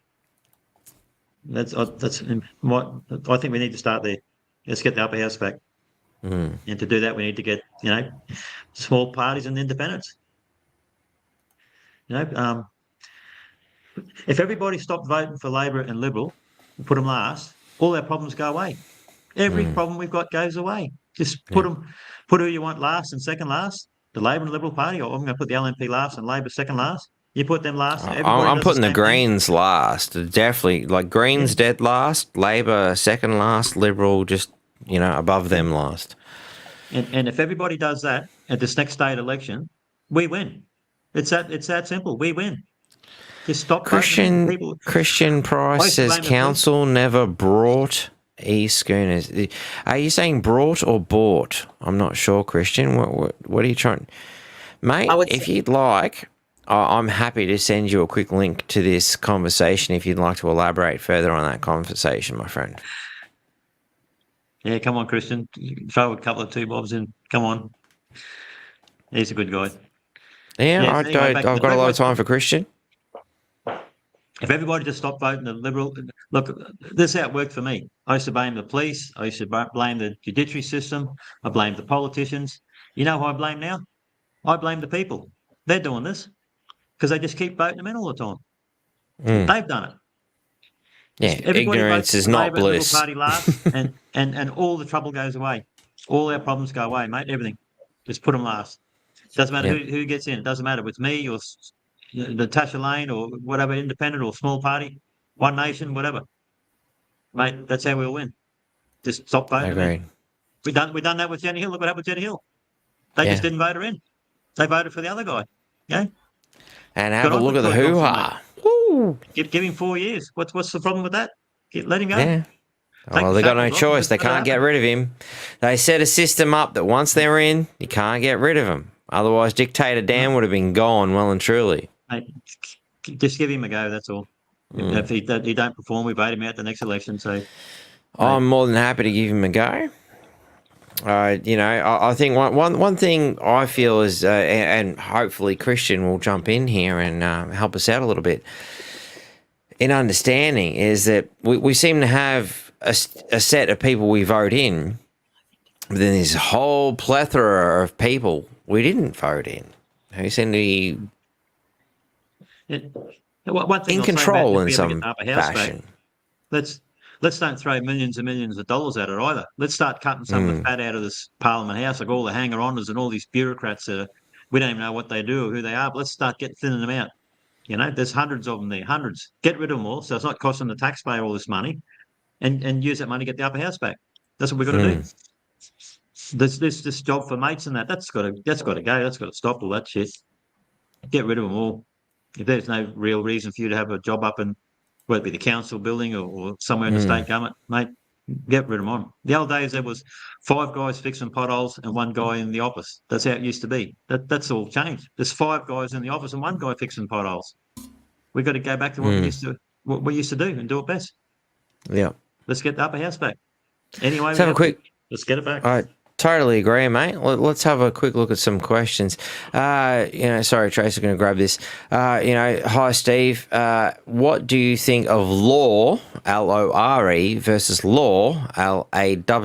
Is that something you're familiar with? No, I can't. I'm not. I can't go there, mate. There's no point in me talking about something I know nothing about. So fair enough. We'll putting that in the needs to learn thing. Fundamentally, if I were to put it in a very simplistic scenario, LORE is natural law, reverting back to a more probably tribal. Primitive. I mean, probably no, primitive, certainly not. I don't even think tribal. It is law of the land, and again, coming back down to the basic, do unto others sort of basics versus law, which is a whole bloody the can of worms we're dealing with right now, over the top, shitloads of paper,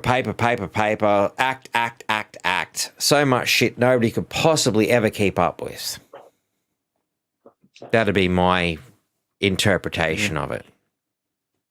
I think we're that used to what's happening now that it's sort of people don't understand where we come from. Like there's no one in Queensland that's 102 years old, so they don't know. But that's how long it's been going on for. We got to go back to give the power back to the people. Let's have a referendum. Let's get rid of let's get the upper house back and get some.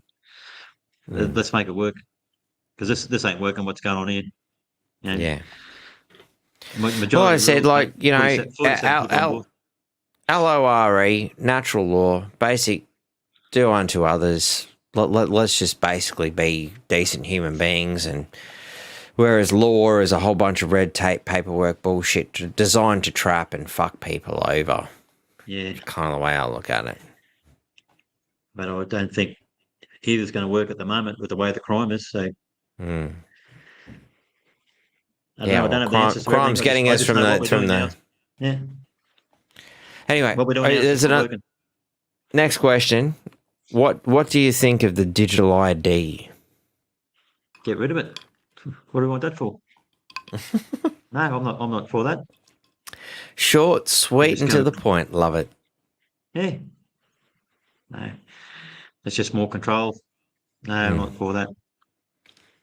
And out of the hands of the average person. Yeah. Once they start putting us in, get rid of the cash and all the rest of it, mate, they'll just shut us down anytime they feel like it. They've done it to people. No, I don't see any advantages of digital ID. I don't see none at all. We've got that now, haven't we? Basically. Look, open up your wallet. Look how many plastic cards you got in there. I mean, yeah. No, but at least it's a case of you need a card, as opposed to a digital ID, which is even worse. So Jan asks, sorry, go ahead. Yeah. Well, we basically answered that question there, haven't we? If the abolition in the Queensland Upper House was at 19, how can we change it back? Get bums on seats in Parliament House. Yeah. Referendum, people power. Yeah, have we got any other questions there, Tracy? Who's not true. Yeah, Blackboard. No, not. I've just been trying to go through the ones that have come in while you've just been talking. I can't see any there at the minute. Right. I'll give you control back. Sorry. Have you got many people up there, Mark? Is it a quiet night or? No. I'm expecting more questions. That's all. Look. There's a lot of people who watch, but don't speak up. There's a lot of people who are having. All right, cool. Let's go for it. Immigration. Why not? I'm not for it. Let's get our housing and all that. When you say not for it, as in cut it off completely, dial it back. Until we get cut it off completely. Just till we get back on track, get all our housing sorted out. Then when we start doing immigration again, stop putting them all in these communities. Like let's feed them out all over the place. Like put them to work. Let's get what's the word? Let's get industrialised again. So if you're going to bring them in, put them to work, not just putting them on put them in hotels and just giving them the bloody, give them a handout. Let's get them working, and don't put them in communities. Like put some out, down around the Bowen area for picking fruit. Get some factories happening, but then move them around. Don't have them congregate in one area like what happens down in Melbourne and Sydney. Look what's happening overseas in England and that. We don't want that. So I'm not for immigration. But I'm sure you don't mean it in this light, but kind of the way it could be easily perceived. What you just said is like, yeah, it's okay to bring him in as long as we put him to work. It's like no, eventually. When I say put them to work, I mean give them jobs, not put them to work. Yeah. Get them straight into the workforce. You know, why we put them in these detention centres and all this sort of stuff. You know, it doesn't make sense to me. You know, I can't help but feel if they're in a detention centre, they're coming in illegally. Well, yes, but probably in the early days. As far as I know, all the boats have all stopped. I mean, there's probably some sneaking through, but they're here now. We'll make the decision to do something with them. It's just costing us money. We just keep paying out money and money and money for everything. Stop all immigration until we get sorted. From a security point of view, should we be a little bit more diligent about which countries and which, well, not even just which countries, but do we need to be more careful about who we're bringing into this country? Oh, definitely. I think we're going to be in a lot of trouble over the next few years. Yeah. So, I think the horse is the bolted, so to speak. They're already here now. We're going to make the best of it. But I don't think we have the infrastructure, the services, hospitals, trained, all that stuff. We can't cop this. I think when Obama came here in last year, you remember that? You can look this up on YouTube. All these guys out there. Pretty well within a few days of Obama leaving the country, Albanese says publicly that we're taking 650,000 immigrants. Yep. So I wonder where that came from. And every Western nation seems to have the same fucking problem. That's a lot for a small country. Yeah, we're not a big country and we've bypassed that anyway. That we've gone past the 650,000. So it's bad. I don't know. Let's get our country back on track first. That's what I think, and then help other people, because Australians are good-hearted people. We will help people. We will bring them in, but we just can't. It's got to be done gradually. I say I can't help my neighbour if my backyard looks like a bomb in it. Yeah. Yeah, and let's face it, just about every major city seems to have a tent city, because we have a housing crisis, and you want to bring even more people in. Where are you putting these people? Not to mention the affordability issue. My God.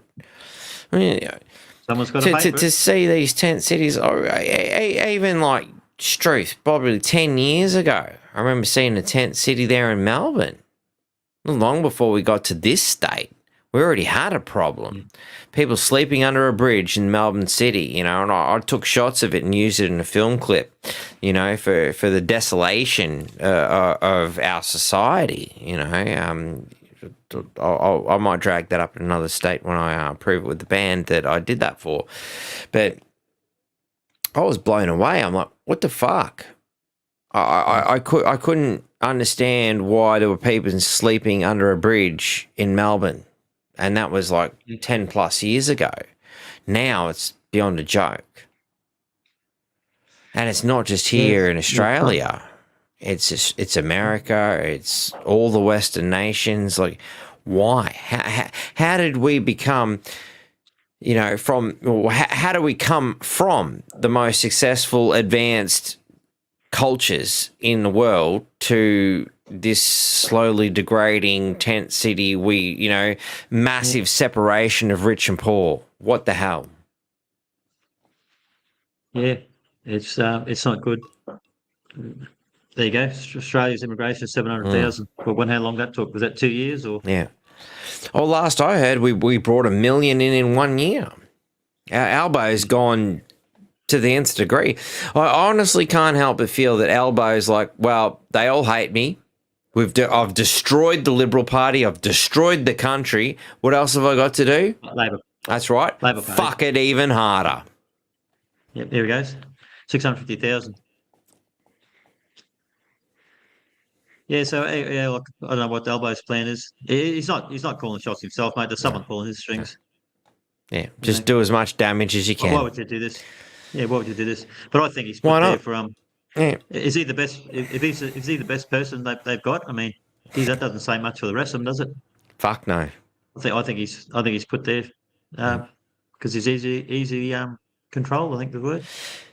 Personally, I think it's an astounding example of the subservience and the ability for the rest of the Labor Party to drop the knee, pop their head on the chopping block and take it for Albo, because Albo has pretty much executed the Labor Party. And if we're going to talk about a local element, Scott Stewart, Aaron Harper, Les Walker have put their head on the chopping block, taking it for fucking that dickhead. Why? Yep. What have they been offered?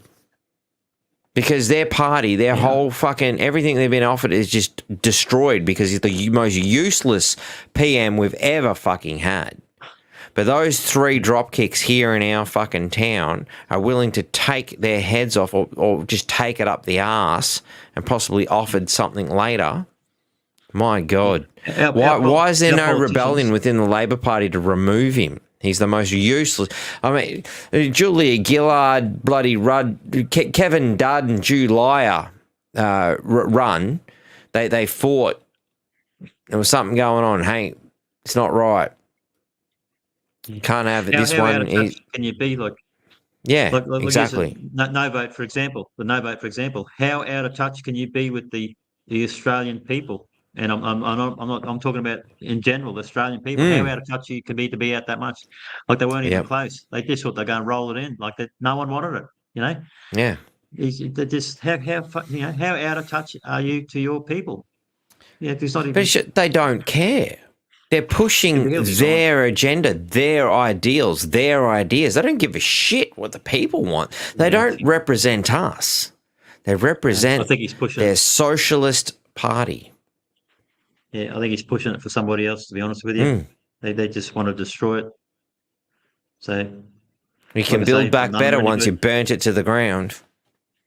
Get rid of both of them. Just don't vote them in all the time. Vote for anybody. I agree. Anybody at all. Just don't vote them in. That's all we got to do. Put them last every election, and we'll eventually get there. The people have to wake up though, but people aren't getting off their asses. They're all expecting somebody else to do it. Why isn't? I'm not sure how many people are running this state election, but where's the independents running against in the Townsville seat against Stewart and who's the other bloke, Les Walker? Why aren't just people like me and you stand up and doing it? Like you're not saying you can't. You're doing your thing with your show. You keep doing it. That's your best asset. But where's the rest of the people? Why aren't they standing up? No one just gives a shit. I wish I knew. Sit on their asses and just cop it. They've done it all their lives. They've just. I think they're broken and just. They've just got no fight in them anymore. So many people don't care. It's amazing how many people are, well, you're up with these things. Is there an election coming up? I've seen a whole bunch of faces around the streets lately. Yeah. Really? Like I mean, you made the basic observation. You've seen political posters and you still had to ask, is there an election coming up?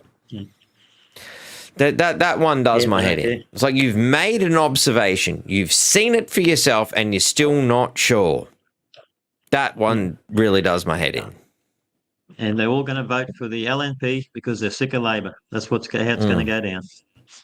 Yeah, you sort of can't blame them, but one's they're not going to do any good. Nothing's going to change. The LNP gets in, nothing is going to change, mate. Nothing. Yeah, that's it. So going backwards and forwards, left, right, left, right. Yeah. Actually, I think I just figured it out. So I'm just going to put this into context, the whole left, right party, it literally is marching left, right, to your own fucking doom. Stop fucking doing it. For fuck's sake, get off the path, go out in the bush, do something different, try something different. My God, left, right, what a load of crap. If we just get five seats or 6 or 7 seats, enough to swing it either way, it's a good start. We don't have to get 47 people into Parliament. We just got to get a good handful who will stand up and do the right thing. But I think we've made some amazing headway over the last 20, 30 plus years. I remember being in high school, at the age of 14, 15, being filled with leftist crap, which seemed like a good idea at the time because it hadn't gone completely nuts at the time. They were still talking about freedom of speech and basic human freedoms that we're trying to cling to at this point that have somehow evaded the left at this juncture in time. But I remember going, well, we should go for minor parties. We should have independence. Why shouldn't we? Oh, well, that's a wasted vote. I'm like, well, why is it a wasted vote? If everybody actually stopped voting for this left and this liberal Labor shit, then it wouldn't be a wasted vote. And you can't tell me there's equality in this system if you're not going to give it to somebody other than the two major parties. I don't understand this mentality.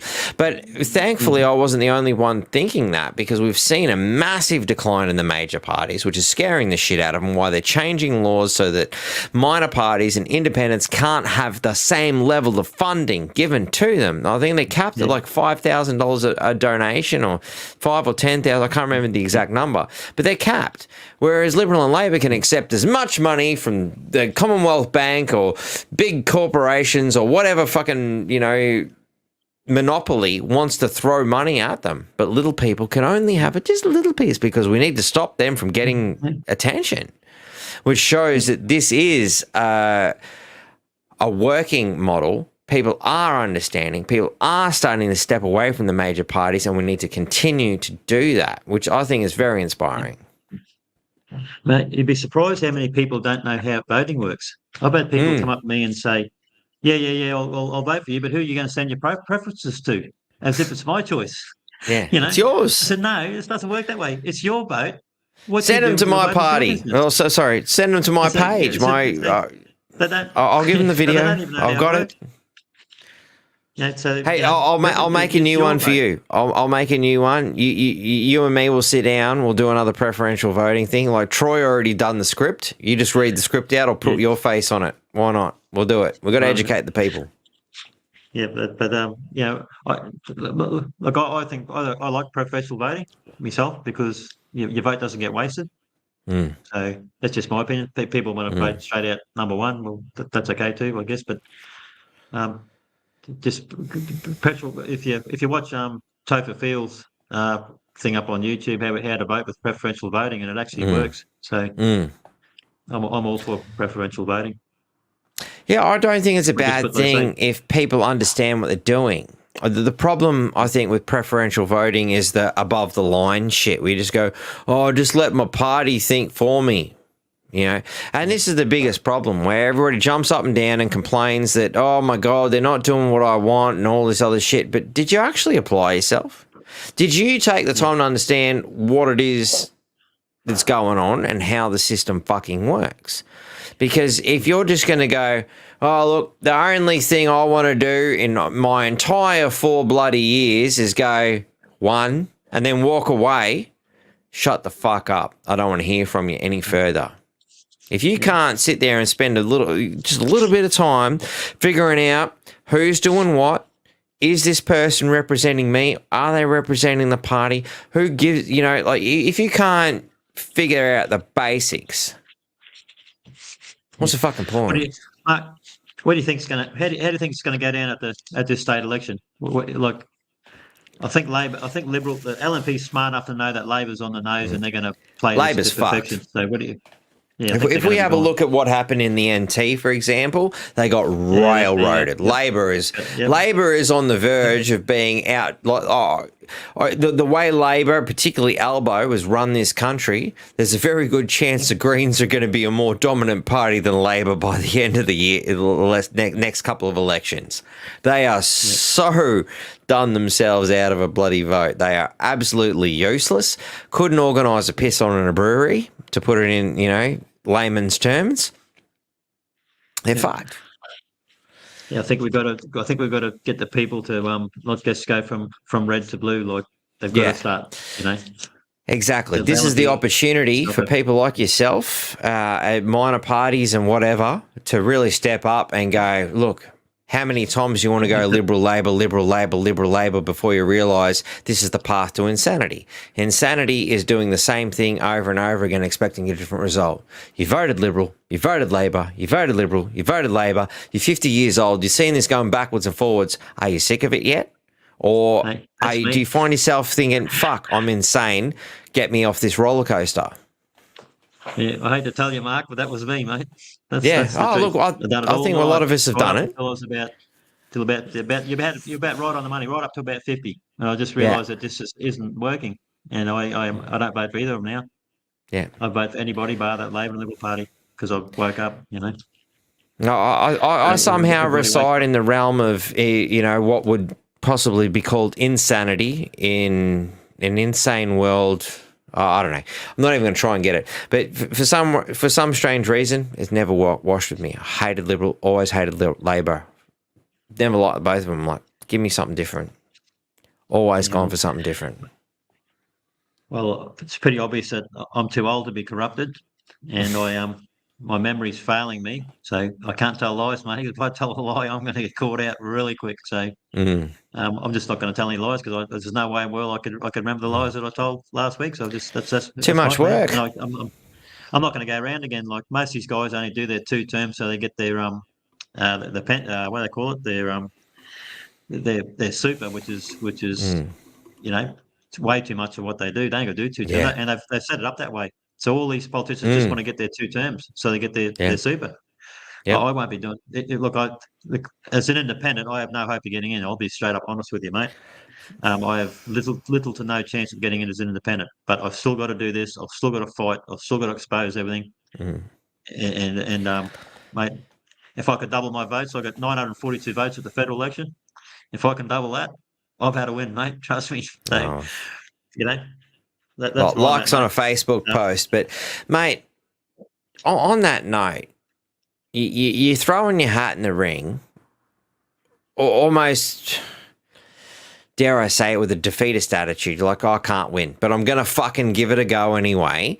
What's this costing you financially? Well, the Bulletin just saved me a shitload of money. Look, just to give you an idea, I probably could have pulled one out, but a full page in the Bulletin on a Saturday at the federal election is 4,400. Now, I can tell you right now that the Liberal Party and all the big parties get a much better deal than that. I don't know what they get, but I know it's a lot, So, well, they get my tax dollars, so they don't give a shit. So you've got to pay for it. Yeah, but I won't be doing that this time.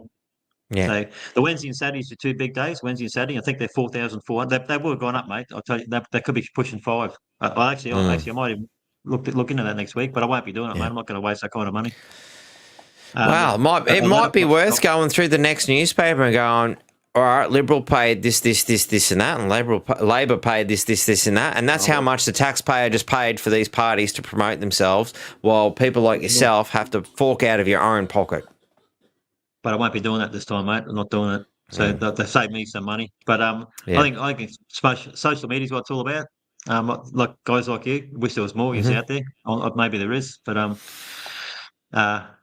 a letterbox drop for the Herbert division, which is probably a little bit bigger than Thuringowa, was 19,600 or 19,800. I didn't have the manpower at the last federal election, so there's had to pay. Well, look, let me give you. Let me. I think I've got it here somewhere. At the last federal election, the Townsville Daily Bulletin done a story on me, and the headlines were the payoff didn't come for Steve Clare or Mr. Clare. Okay, and I spent 52 grand of my own money. And Steve Clare was the one who spent the most. Then they had them all listed right off, and the very two at the bottom. John Ring from Labor spent $0, and Phil Thompson from the LNP spent $0. I've got the article here What? somewhere. That's what happened. They never put their How hand do in their they? pocket. How does Liberal? So as in they No, didn't not the spend party. $1 of Not the their party. own money, Personal money, yes. They never put but their hand the in their pocket. party But nothing. paid fuck Zero. ton. Yeah, because what happens is after the election, you've got to put in your financials of what There you you spent, go. what you spent, and that's what happened. Now you look at all the red and blue signs all around town. You can use the state election as an example. Somewhere along the line, that we're paying for it. Like the Labor got, unions. They got money going to the unions and back to them, and that Oh, it's a money laundering operation. But these guys, them two blokes, Don Ring and Phil Thompson, never put their hand in their pocket. They never spent a cent. They work for the people who pay for their campaigns. That's how it works. They don't work for you That's or it. me. They never have. And they never will. Yeah. They work. I think for there's the party. no greater The party lie. pays.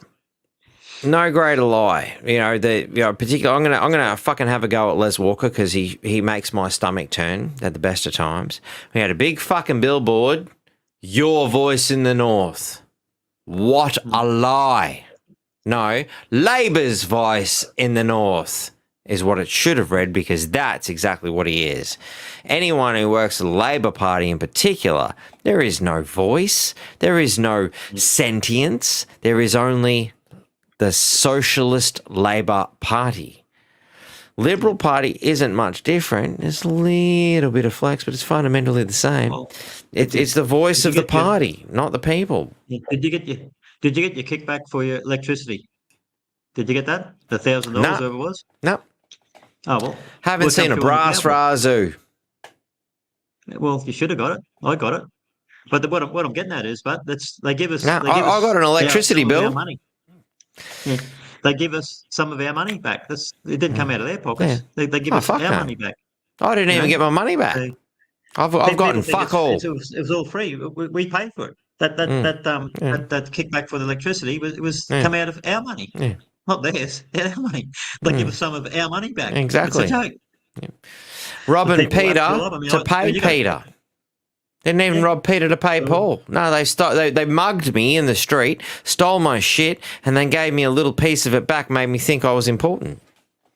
Maybe gave me a little reach around in the meantime. Like, fucking bullshit. But like I say, I don't blame them as individuals. Like, I don't blame Les Walker. I do, because they know. or Aaron No, Harper. I do, because they know damn well what They- they're fucking doing. They know. They Come know on. I mean, you're running for politics. You're going to be nice. You know what? I'll take it. Yeah. Fuck them. They know damn well what they're fucking doing. Fuck them. Well, when they signed up, they knew. They knew that they'd be working for the Labor Party or the Liberal Party. They knew. And They know and that's damn how it well was they're made. lying. They don't give a shit. Yep. Like I say, none of them put their hand in their pocket, mate. Mm. So that's just how it is. It's so tough for the independent guys, mate. I Yeah. don't have a load of money, but I'm going to spend mine a bit more wisely this time. So I don't know if I'm going to do a letterbox drop or not, because it's going to be best part of 20 grand. So that's going to hurt. But I'm not So doing any what- advertising in the bulletin. I'd like to. What but can people do to help Nothing you? out of How do they get in contact with you, Steve, to help you do your independence? Mate, my phone number's on all my signs all around the place. Just give me a ring. I need help, mate. I need manpower. I can do all the rest of it. I just need. Do you want legs, us to pop your manpower. phone number up here now, or a website, or sure. is something we can do? All right, cool. Oh, yes, Read it yeah. out, mate. Okay, I'll punch it out as a comment. Just send me a text, because I don't want to get bombarded. But anybody wants to help, send me a text. You know, Actually, you're probably opening up a can of worms with a phone number. Would you prefer an email? Yeah. No, well, yes, but look, the people who'll go down, my signs are parked up pretty well. You can see them, and there's going to be more of them out there. My phone number's on the bottom of the sign. If you can get off your lazy ass and get down there and get the phone number off the sign, I know you're genuine and you want to help me. So how about we do that? If 'Cause that's that's how what's you want it, coming like out. it's how you want. I'm just trying to help you as best I can, man. No, I'll that's punch good. your phone number in right now if you want.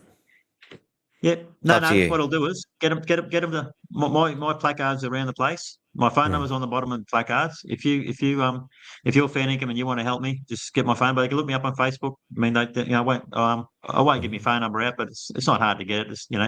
It's on the bottom of my placard, so you just got to look for it. But they can I'm on Facebook and they can send me a messenger. Yep. Yeah, not hard to find. But that's what I need. I just need manpower. I don't need the money. But community support. Yeah, that's what I need. Probably the someone who's tech savvy is what I really need to set up a Facebook page and that sort of thing. That's because that's what it's all about now. Social media. Guys like you, what you're doing, mate. That's what it's all about. I don't know how many people you got looking, but that's where we got to go. I hope there's more people like you that's going to get out and start doing what you're doing all over Australia, because that's how it's going to go. Oh, look, even just people out there just sharing what's happening right now. Like, I mean, exactly. It's always a bit hard to gauge the numbers, but we're well and truly in the, getting close to 1,000 views right now. So it's just hard to gauge because some things gauge this way and that way. But yeah, there's a lot of people watching, man. Trust me. A lot of people are watching.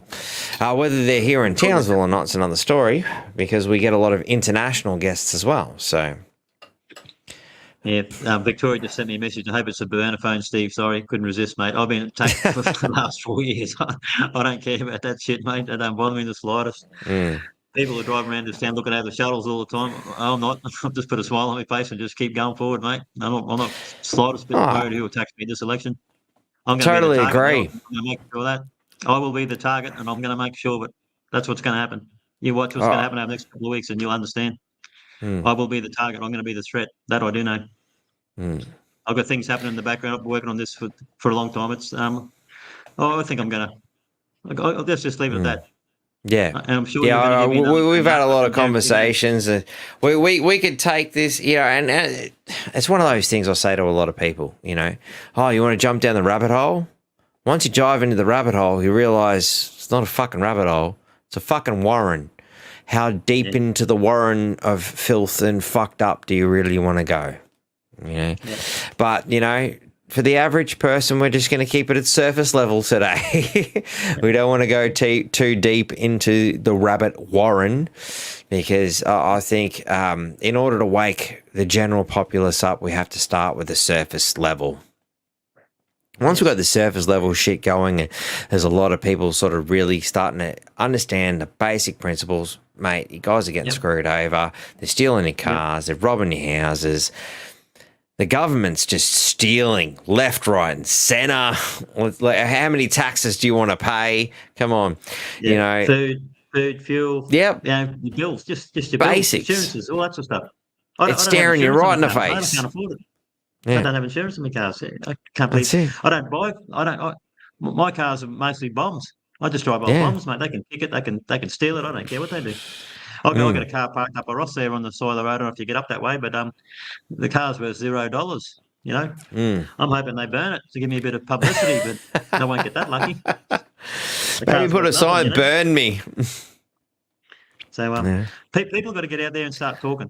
Like we need to get this upper house back. That's the first thing we need to do. And the people who are watching your show here have got to get out and make some noise. Talk to your next door neighbour, the bloke at the shop. Just get the message out there.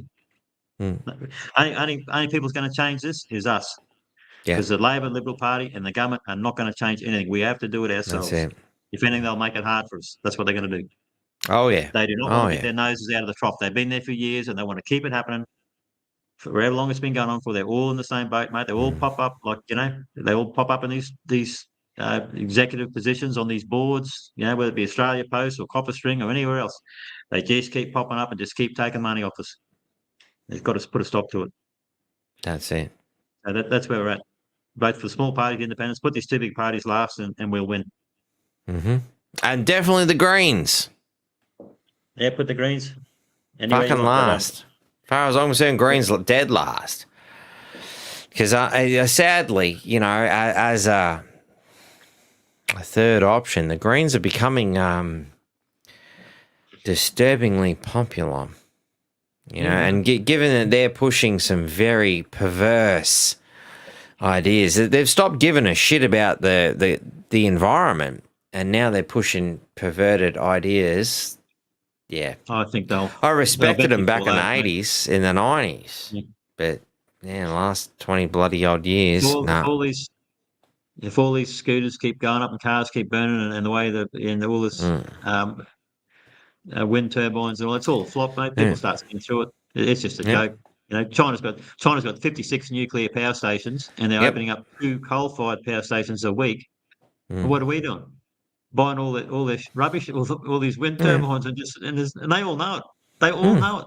All the politicians know it. They all know it. They just keep doing it. It's a joke. They only care about It's just themselves. Fuck the people. Fuck the country. Well, I'm laughing My about it, pocket's it's full. not funny. It's just the opposite. Yeah. None of it's going to work. It's not. I'm all for nuclear power, or one anyway. You know, just build one, away from the water sources, away from the basin, and just build one and just see how it goes. One, just do one. Mate, China's got 56. I spoke to an can't go over environmental that. scientist who was a full-blown greenie who was like, no, we need to go nuclear. They've spent so much time and effort developing the technology, making it safe and efficient. It's the cheapest, most efficient form of electricity you can get a hold of. So long as you maintain the facility, it's fine. You can take the coal-powered stuff, and if you're assuming that carbon actually is the demon that they make it out to be, personally I think it's a load of shit, but let's assume that it is. You can just take out that coal-fired power plant, just move a couple of little bits and put in the nuclear part, and you've recycled a facility, and majority of the workers can actually operate the facility because it's under the same principles. I don't see the problem here. Why are we implementing a system that's destroying not the government? Well, it is destroying the government, but destroying our natural facilities, strip mining farms, forest land. For what? Yep.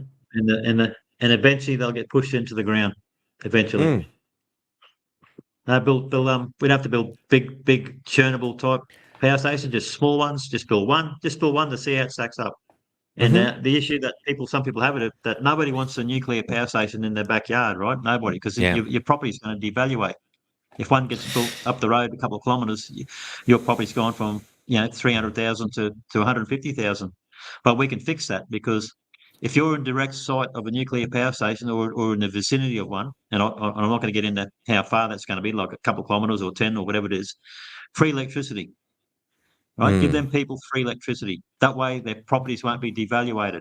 Because if you've got a home that you can sell with free electricity, mate, it'll be a marketable house. Do you know what I mean? Because no one's going to want to buy in a close to a nuclear power station, are they? But if it's free electricity, well, we've all been sold a lot of fear. I mean, like as a child of the 80s, 1990 rolls around. The Simpsons roll on. There's Homer Simpson working at the nuclear power plant, and there's three-eyed fish and all that sort of shit that the Labor government's been attempting to use in a very poor manner of entertainment and cultural diversity, in a sense. But in the sense that they're diverging you from the issue. But for a long time, we've been sold this nuclear is bad, nuclear is bad. But you go back to my video that I did probably about 2 years ago when I spoke to that environmental scientist. I didn't really get to the large point, but just to the surface value concept was that, nuclear energy isn't as bad as we've been told. I mean, in the Fukushimas and the Hiroshimas and even what's the Russian one whose mind escapes me? Chernobyl. Thank you. They were certainly not as bad as we made out to be. You have a look at something like Planet of the Apes. It's like, oh wow, for 20,000 years you can't go anywhere near this bloody place, but that's not the case at all. I think it's the way forward. Like we can't, this with this wind turbines and solar energy, mate. That ain't going to work. No. So that's a disaster. That is an economic and environmental disaster. Yep, I agree. It might be all right for households, like people putting on their roofs of the house, but not these these farms, all subsidised by us. There's an article here. I'll see if I can find it. Mm-hmm. The government's just sold where is it? Well, while you're looking for that, I know firefighters who won't put solar panels on their roofs because they've seen them catch fire.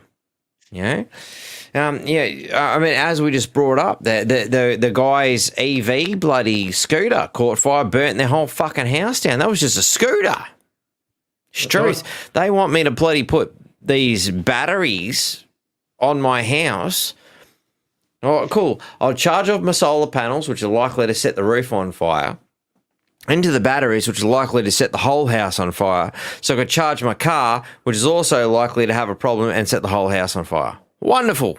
Wonderful. So what I find fascinating is that insurance companies are still going to pay out for this shit. What point do the insurance companies go, nah, we ain't paying no more? Yep. Yes. So, I'm not for wind turbines or solar panels. Mm-hmm. Nuclear's the way to go, and maybe keep the coal happening until we can get there. Yep. We're shutting down. It's just, mate. We're getting conned. We're paying for it. The people's putting the bill on all this. Like, I think this wind farm actually. What was it? Oh, I've got it written down here somewhere. That wind farm down there, central Queensland. I can't think of the name. Was it 8 million per tower? Yeah, I can't find it, mate, but that's a lot of money. Anyway, we can do another yarn at some point. We are rapidly approaching 3 hours at this point, so we should probably wrap it up. Yeah, mate, I didn't know. But no, that's okay. Look, man, I think we've had a great yarn. If there's other things you want to sort of put together, such as specific details regarding renewables, non-renewables is probably a better terminology for them, and we can dive down to certain sort of issues. Have you come back on. Yeah, if they're going to write the writs, probably next week or the week after. So generally it's 6 weeks before the election. So once the writs are written, if you have me back, I'll be a little bit more relaxed, and I've got a bit more. I'll be a little bit better. So, can you explain what the writs are? Sorry. Oh, it's just basically you generally it's 6 weeks before the election. That's when everybody signs up, go and pay your money. Who's in, who's out. There's certain dates you got to. I think it's then it goes on for weeks, but you got a certain day to have your to nominate basically. And then once all that's done, they'll have a shut-off date, so no one can join in. And then you generally get 6 weeks from then. So you get 6 weeks to do your campaign and get full on into it. How long till that happens? Well, the election's on the 26th of October, so 6 weeks before that will be about. It's only a week or two away.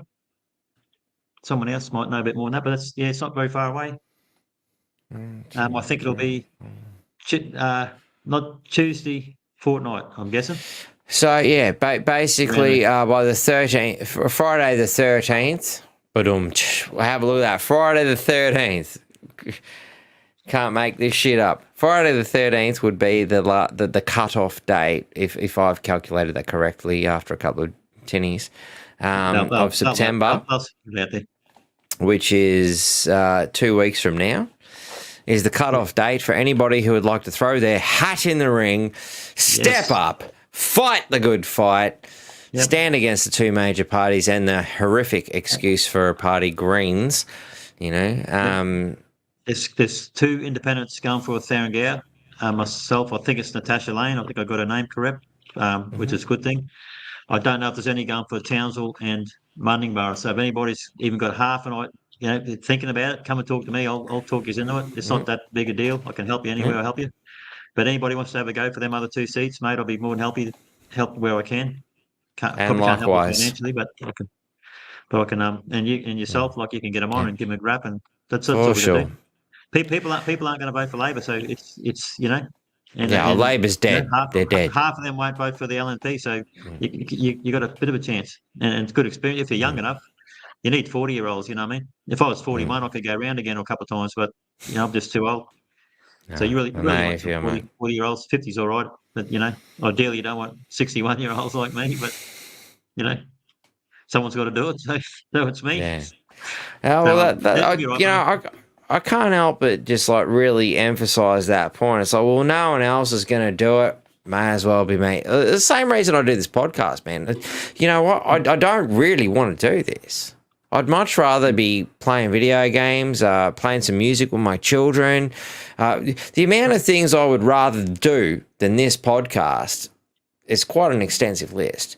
But I feel I need to do it because nobody else is fucking doing it.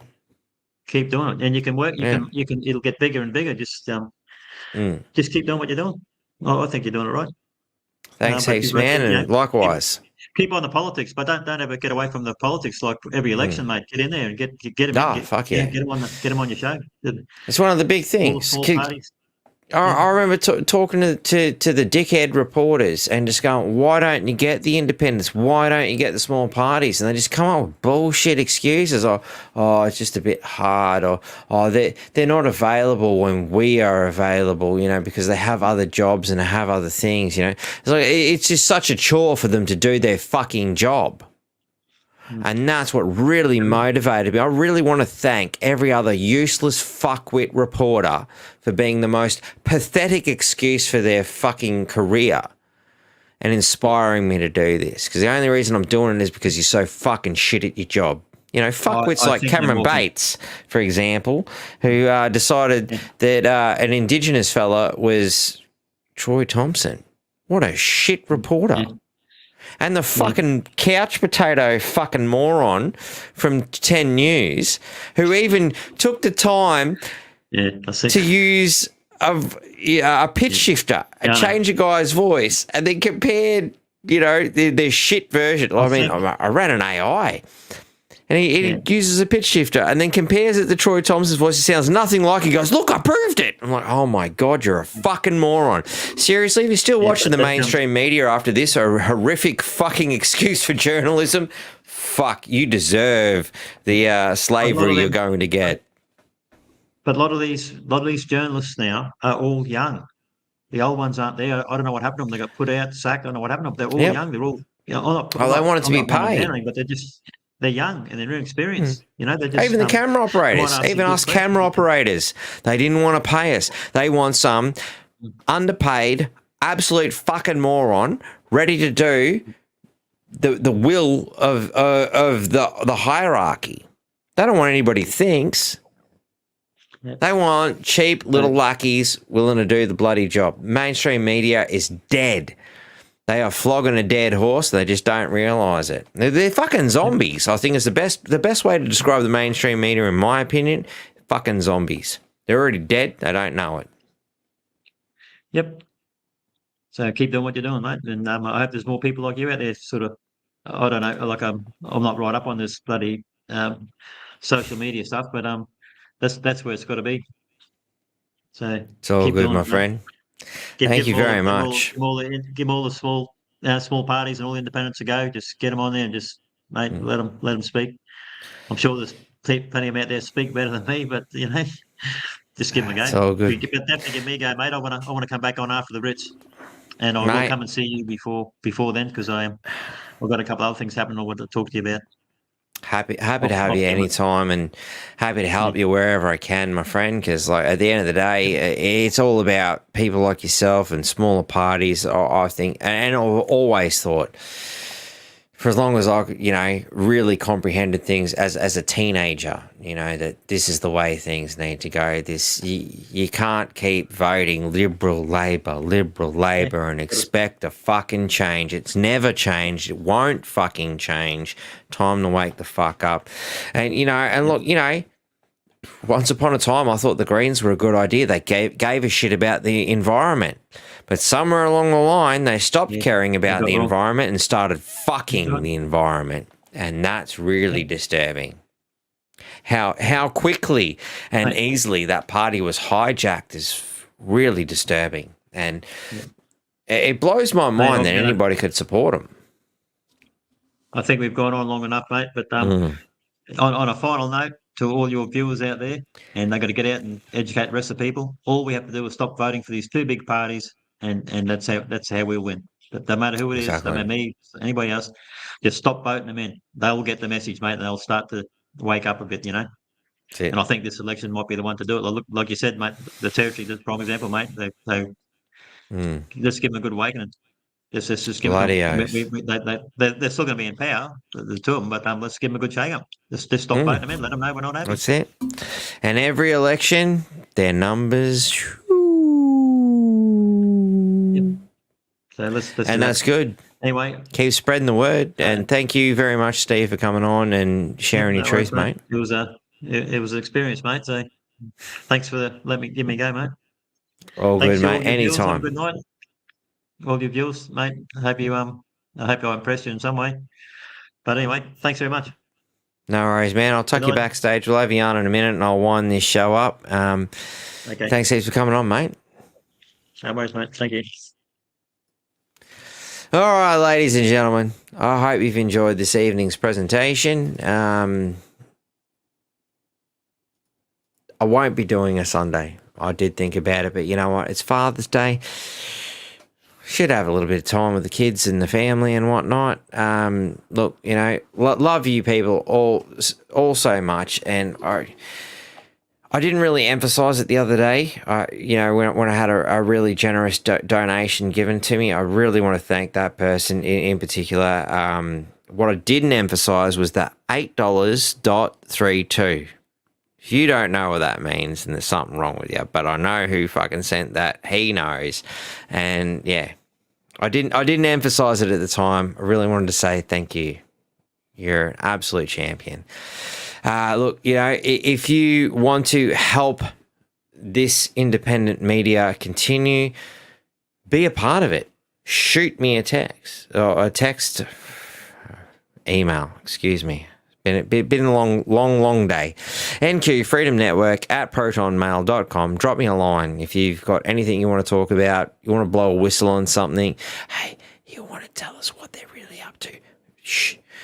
Come on, drop me a line. We can do that. Become a Patreon. There's some really good people out there that are supporting our stuff. You know, I do intend to give them a lot more, but there is some behind the scenes shit that's only available on Patreon. If you become a Patreon, you get that special content. Nobody else does. Sorry, it's only $10 a month. I'm sure you can, you know, help out a little bit. You know, if you're buying a couple of coffees from McDonald's every day, come on, it's like, seriously, it's like a couple of coffees. Oh, peace, man. Peace. Going out on country next month with the Indigenous tribes. A year ago, I went out. 28 tribes stood against what was going on with The Voice. I created a great little video out of the small amount of information provided that was relevant to that particular political point. Have a hell of a lot, probably about 10 hours worth of footage there, plus more yet to come, and a hell of a lot more elements to go into that. If you can help us funding that, my God, I tell you what, my time in the Indigenous has just totally blown me away, and I really want to share that with the general public. But you know, look, when it comes to video editing, to give you a bit of context, for example, you know, I did a 2-hour video. Somebody dropped a comment going, "Oh, I really want to watch this. Can you give me a 10-minute version?" I'm like, cool.